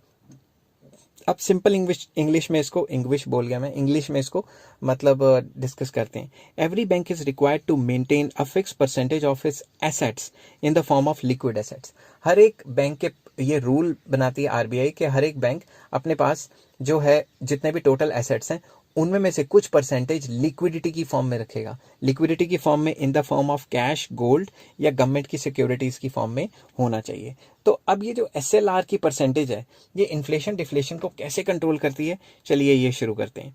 तो सबसे पहले in case of high money supply या इन्फ्लेशन जब भी होती है तो एसएलआर का रेट बढ़ा दिया जाता है कि भाई तुम अपने पास अब ज़्यादा कैश, ज़्यादा गोल्ड या ज़्यादा सिक्योरिटीज़ रखो, ठीक है, लिक्विडिटी ज़्यादा रखो। जब उनको पीछे से ऑर्डर आ गया सेंट्रल बैंक ने या हेड बैंक ने ऑर्डर दे दिया कमर्शियल बैंक्स को कि तुम अपने पास ज़्यादा लिक्विडिटी रखो, उसकी वजह से क्या होगा, उनके पास लोन्स देने के लिए कम पैसे बच जाएंगे, लोन्स कम देंगे तो मनी सप्लाई गिर जाएगी और इन्फ्लेशन कंट्रोल हो जाएगी। ये तो बहुत आसान है। अब देखते हैं जब लो मनी सप्लाई होता है या डिफ्लेशन होता है तो क्या होता है। उस केस में आरबीआई या head bank of the country पीछे से कह देता है कि भाई सारे बैंकों को कि एसएलआर जो है वो कम कर दो, स्टैट्यूटरी लिक्विडिटी रेशियो को कम कर दो। जैसे ही वो लिक्विडिटी रेशियो कम करेंगे वैसे क्या होगा, क्रेडिट क्रिएशन बाय बैंक्स बढ़ जाएगा, क्योंकि बैंकों के पास अब पहले से ज़्यादा पैसा आ जाएगा लोन देने के लिए, क्योंकि उनको कम एसएलआर के तौर पे कम रखना है और उनके पास थोड़ा कैश जो है वो ज़्यादा स्पेयर आ जाएगा, तो वो ज़्यादा लोन्स देंगे और जब भी ज़्यादा लोन्स देंगे मनी सप्लाई बढ़ेगी और डिफ्लेशन की प्रॉब्लम सॉल्व हो सकती है। आई होप ये सारी चीज़ें आपको समझ आ रही होंगी। हेलो फ्रेंड्स, आज मैं आपके साथ करूंगा मॉनेटरी पॉलिसी का एक और टॉपिक जो कि क्वांटिटेटिव इंस्ट्रूमेंट्स के अंदर है, कैश रिजर्व रेशियो, जिसको कहते हैं सीआरआर। पहले मैं सिंपल वर्ड्स में बताता हूं कि ये होता क्या है। फॉर एग्जांपल, इसको अच्छे तरीके से समझना, अगर नहीं समझ आए तो पॉज करके दोबारा से समझ लेना। सिंपल वर्ड्स में इसका मतलब ये है कि बैंक के पास जितना भी टोटल डिपॉजिट्स है उसमें में से कितना परसेंट उसको, उस डिपॉजिट्स में से कितना परसेंट सेंट्रल बैंक के पास रखना पड़ेगा, उसे हम कहते हैं कैश रिजर्व रेशो। ठीक है, मैं रिपीट कर देता हूं, जितना भी टोटल डिपॉजिट्स है एक बैंक के पास उसमें में से कितना परसेंट सेंट्रल बैंक या हेड बैंक के पास डिपॉजिट के तौर पे रखना पड़ेगा, उसे कहते हैं कैश रिजर्व रेशो या सीआरआर। तो चलिए अब सिंपल इंग्लिश में इसको पढ़ते हैं। It refers to the minimum percentage of a bank's total deposits required to be kept with central bank, कि सेंट्रल बैंक के पास मिनिमम डिपॉजिट्स का कितना, जो डिपॉजिट्स है उसका कितना मिनिमम परसेंटेज डिपॉजिट कराना है। CRR is fixed by the central bank या आरबीआई या फिर head bank of the country fix करता है, and it is changed according to the time and situation. Money supply के हिसाब से इसको चेंज कर दिया जाता है। अब हम चलते हैं कि सीआरआर क्या होगा इन्फ्लेशन या डिफ्लेशन के टाइम पे। तो फर्स्ट पॉइंट आ जाता है CRR in case of high money supply and inflation. तो फर्स्ट, जब भी मनी सप्लाई हाई होता है या इन्फ्लेशन होता है तो सीआरआर को बढ़ा दिया जाता है। अब बैंकों को ज्यादा परसेंटेज आरबीआई या सेंट्रल बैंक के पास डिपॉजिट कराने, जितना ज्यादा पैसे डिपॉजिट कराएंगे, परसेंटेज डिपॉजिट कराएंगे, उतना बैंकों के पास कम पैसे बच जाएंगे लोन्स देने के लिए, और अगर वो लोन्स कम देंगे तो मनी सप्लाई कम हो जाएगी, और मनी सप्लाई कम होगी तो इन्फ्लेशन कंट्रोल हो जाएगी। ये तो बहुत ईजी है। अब नेक्स्ट चलते हैं, in case of low money supply या डिफ्लेशन। तो इस केस में मार्केट में ऑलरेडी पैसा कम है तो कैश रिजर्व रेशो को कम कर दिया जाएगा। अब बैंक अपने टोटल डिपॉजिट्स में से कम पैसे उधर जमा कराएंगे। अगर कम पैसे जमा कराएंगे तो अगर उन्होंने पहले फालतू जमा कराए हुए हैं तो वो निकलवा भी तो सकते हैं ना। तो उससे क्या होगा, उनके पास ज़्यादा पैसा आ जाएगा, मोर कैपेसिटी आ जाएगी ताकि वो लोन्स दें, और वो ज़्यादा लोन्स देंगे तो मनी सप्लाई बढ़ जाएगी, मनी सप्लाई बढ़ेगी तो फोर्थ पॉइंट पे डिफ्लेशन कंट्रोल हो जाएगी। तो आई होप ये सारी चीज़ें आपको समझ आ रही होंगी। हेलो फ्रेंड्स, आज मैं आपके साथ लेके आया हूँ मॉनेटरी पॉलिसी का क्वालिटेटिव इंस्ट्रूमेंट्स। तो क्वालिटेटिव इंस्ट्रूमेंट्स के पार्ट्स डिस्कस करेंगे। इससे पहले वाले पार्ट्स सारे जो हैं उनके लिंक्स डिस्क्रिप्शन में मिल जाएंगे, तो प्लीज़ उनको चेक कीजिएगा। तो सबसे पहले क्वालिटेटिव इंस्ट्रूमेंट्स क्या होते हैं मैं फिर से बता देता हूँ। क्वालिटेटिव इंस्ट्रूमेंट्स वो इंस्ट्रूमेंट्स होते हैं जो मनी के एलोकेशन को कंट्रोल करके रखते हैं। अगर आरबीआई या सेंट्रल बैंक चाहे कि मुझे किसी पर्टिकुलर सेक्टर में पैसा डालना है तो वो क्या करेगी, वो क्वालिटेटिव इंस्ट्रूमेंट्स को इस्तेमाल करेगी। तो सिंपल इंग्लिश में क्या इसको कहते हैं, चलिए शुरू करते हैं। It includes all those instruments which are use to allocate the funds in a particular sector. एक पर्टिकुलर सेक्टर में फंड्स को एलोकेट करना, एलोकेट करने का मतलब अगर ज़्यादा है तो कम कर देना, कम है तो ज़्यादा कर देना। इस लिहाज से हम क्वालिटेटिव इंस्ट्रूमेंट्स का इस्तेमाल करते हैं। These instruments are use to increase और decrease the supply of money to the selected sectors of an economy. तो इसमें आज मैं डिस्कस करूंगा मार्जिन रिक्वायरमेंट्स। सिंपल वर्ड्स में मार्जिन रिक्वायरमेंट क्या होता है, it refers to the difference between, ये एक डिफरेंस होता है किसके बीच में, current value of security. Security मतलब जो भी आप गिरवी रखने के लिए देते हो, गिरवी सिंपल वर्ड्स में मैं लिख रहा हूँ हिंदी में, गिरवी मतलब कोई सिक्योरिटी के लिए आप लोन लेते हो। Difference between the security offered for loan, जिसको इंग्लिश में कोलेटरल भी कहते हैं, and the value of loan guaranteed. For example, आपने लोन लेना है 30 लाख का, मगर आपको 30 लाख के लोन लेने के लिए कोलेटरल मतलब कुछ गिरवी रखना पड़ रहा है 50 लाख का, तो इसके बीच में जो गैप हुआ वो 20 लाख का हुआ ना। तो मार्जिन रिक्वायरमेंट कितना हुआ, 20 लाख। अब इस मार्जिन रिक्वायरमेंट से इन्फ्लेशन डिफ्लेशन को कैसे कंट्रोल किया जाता है, चलिए देखते हैं।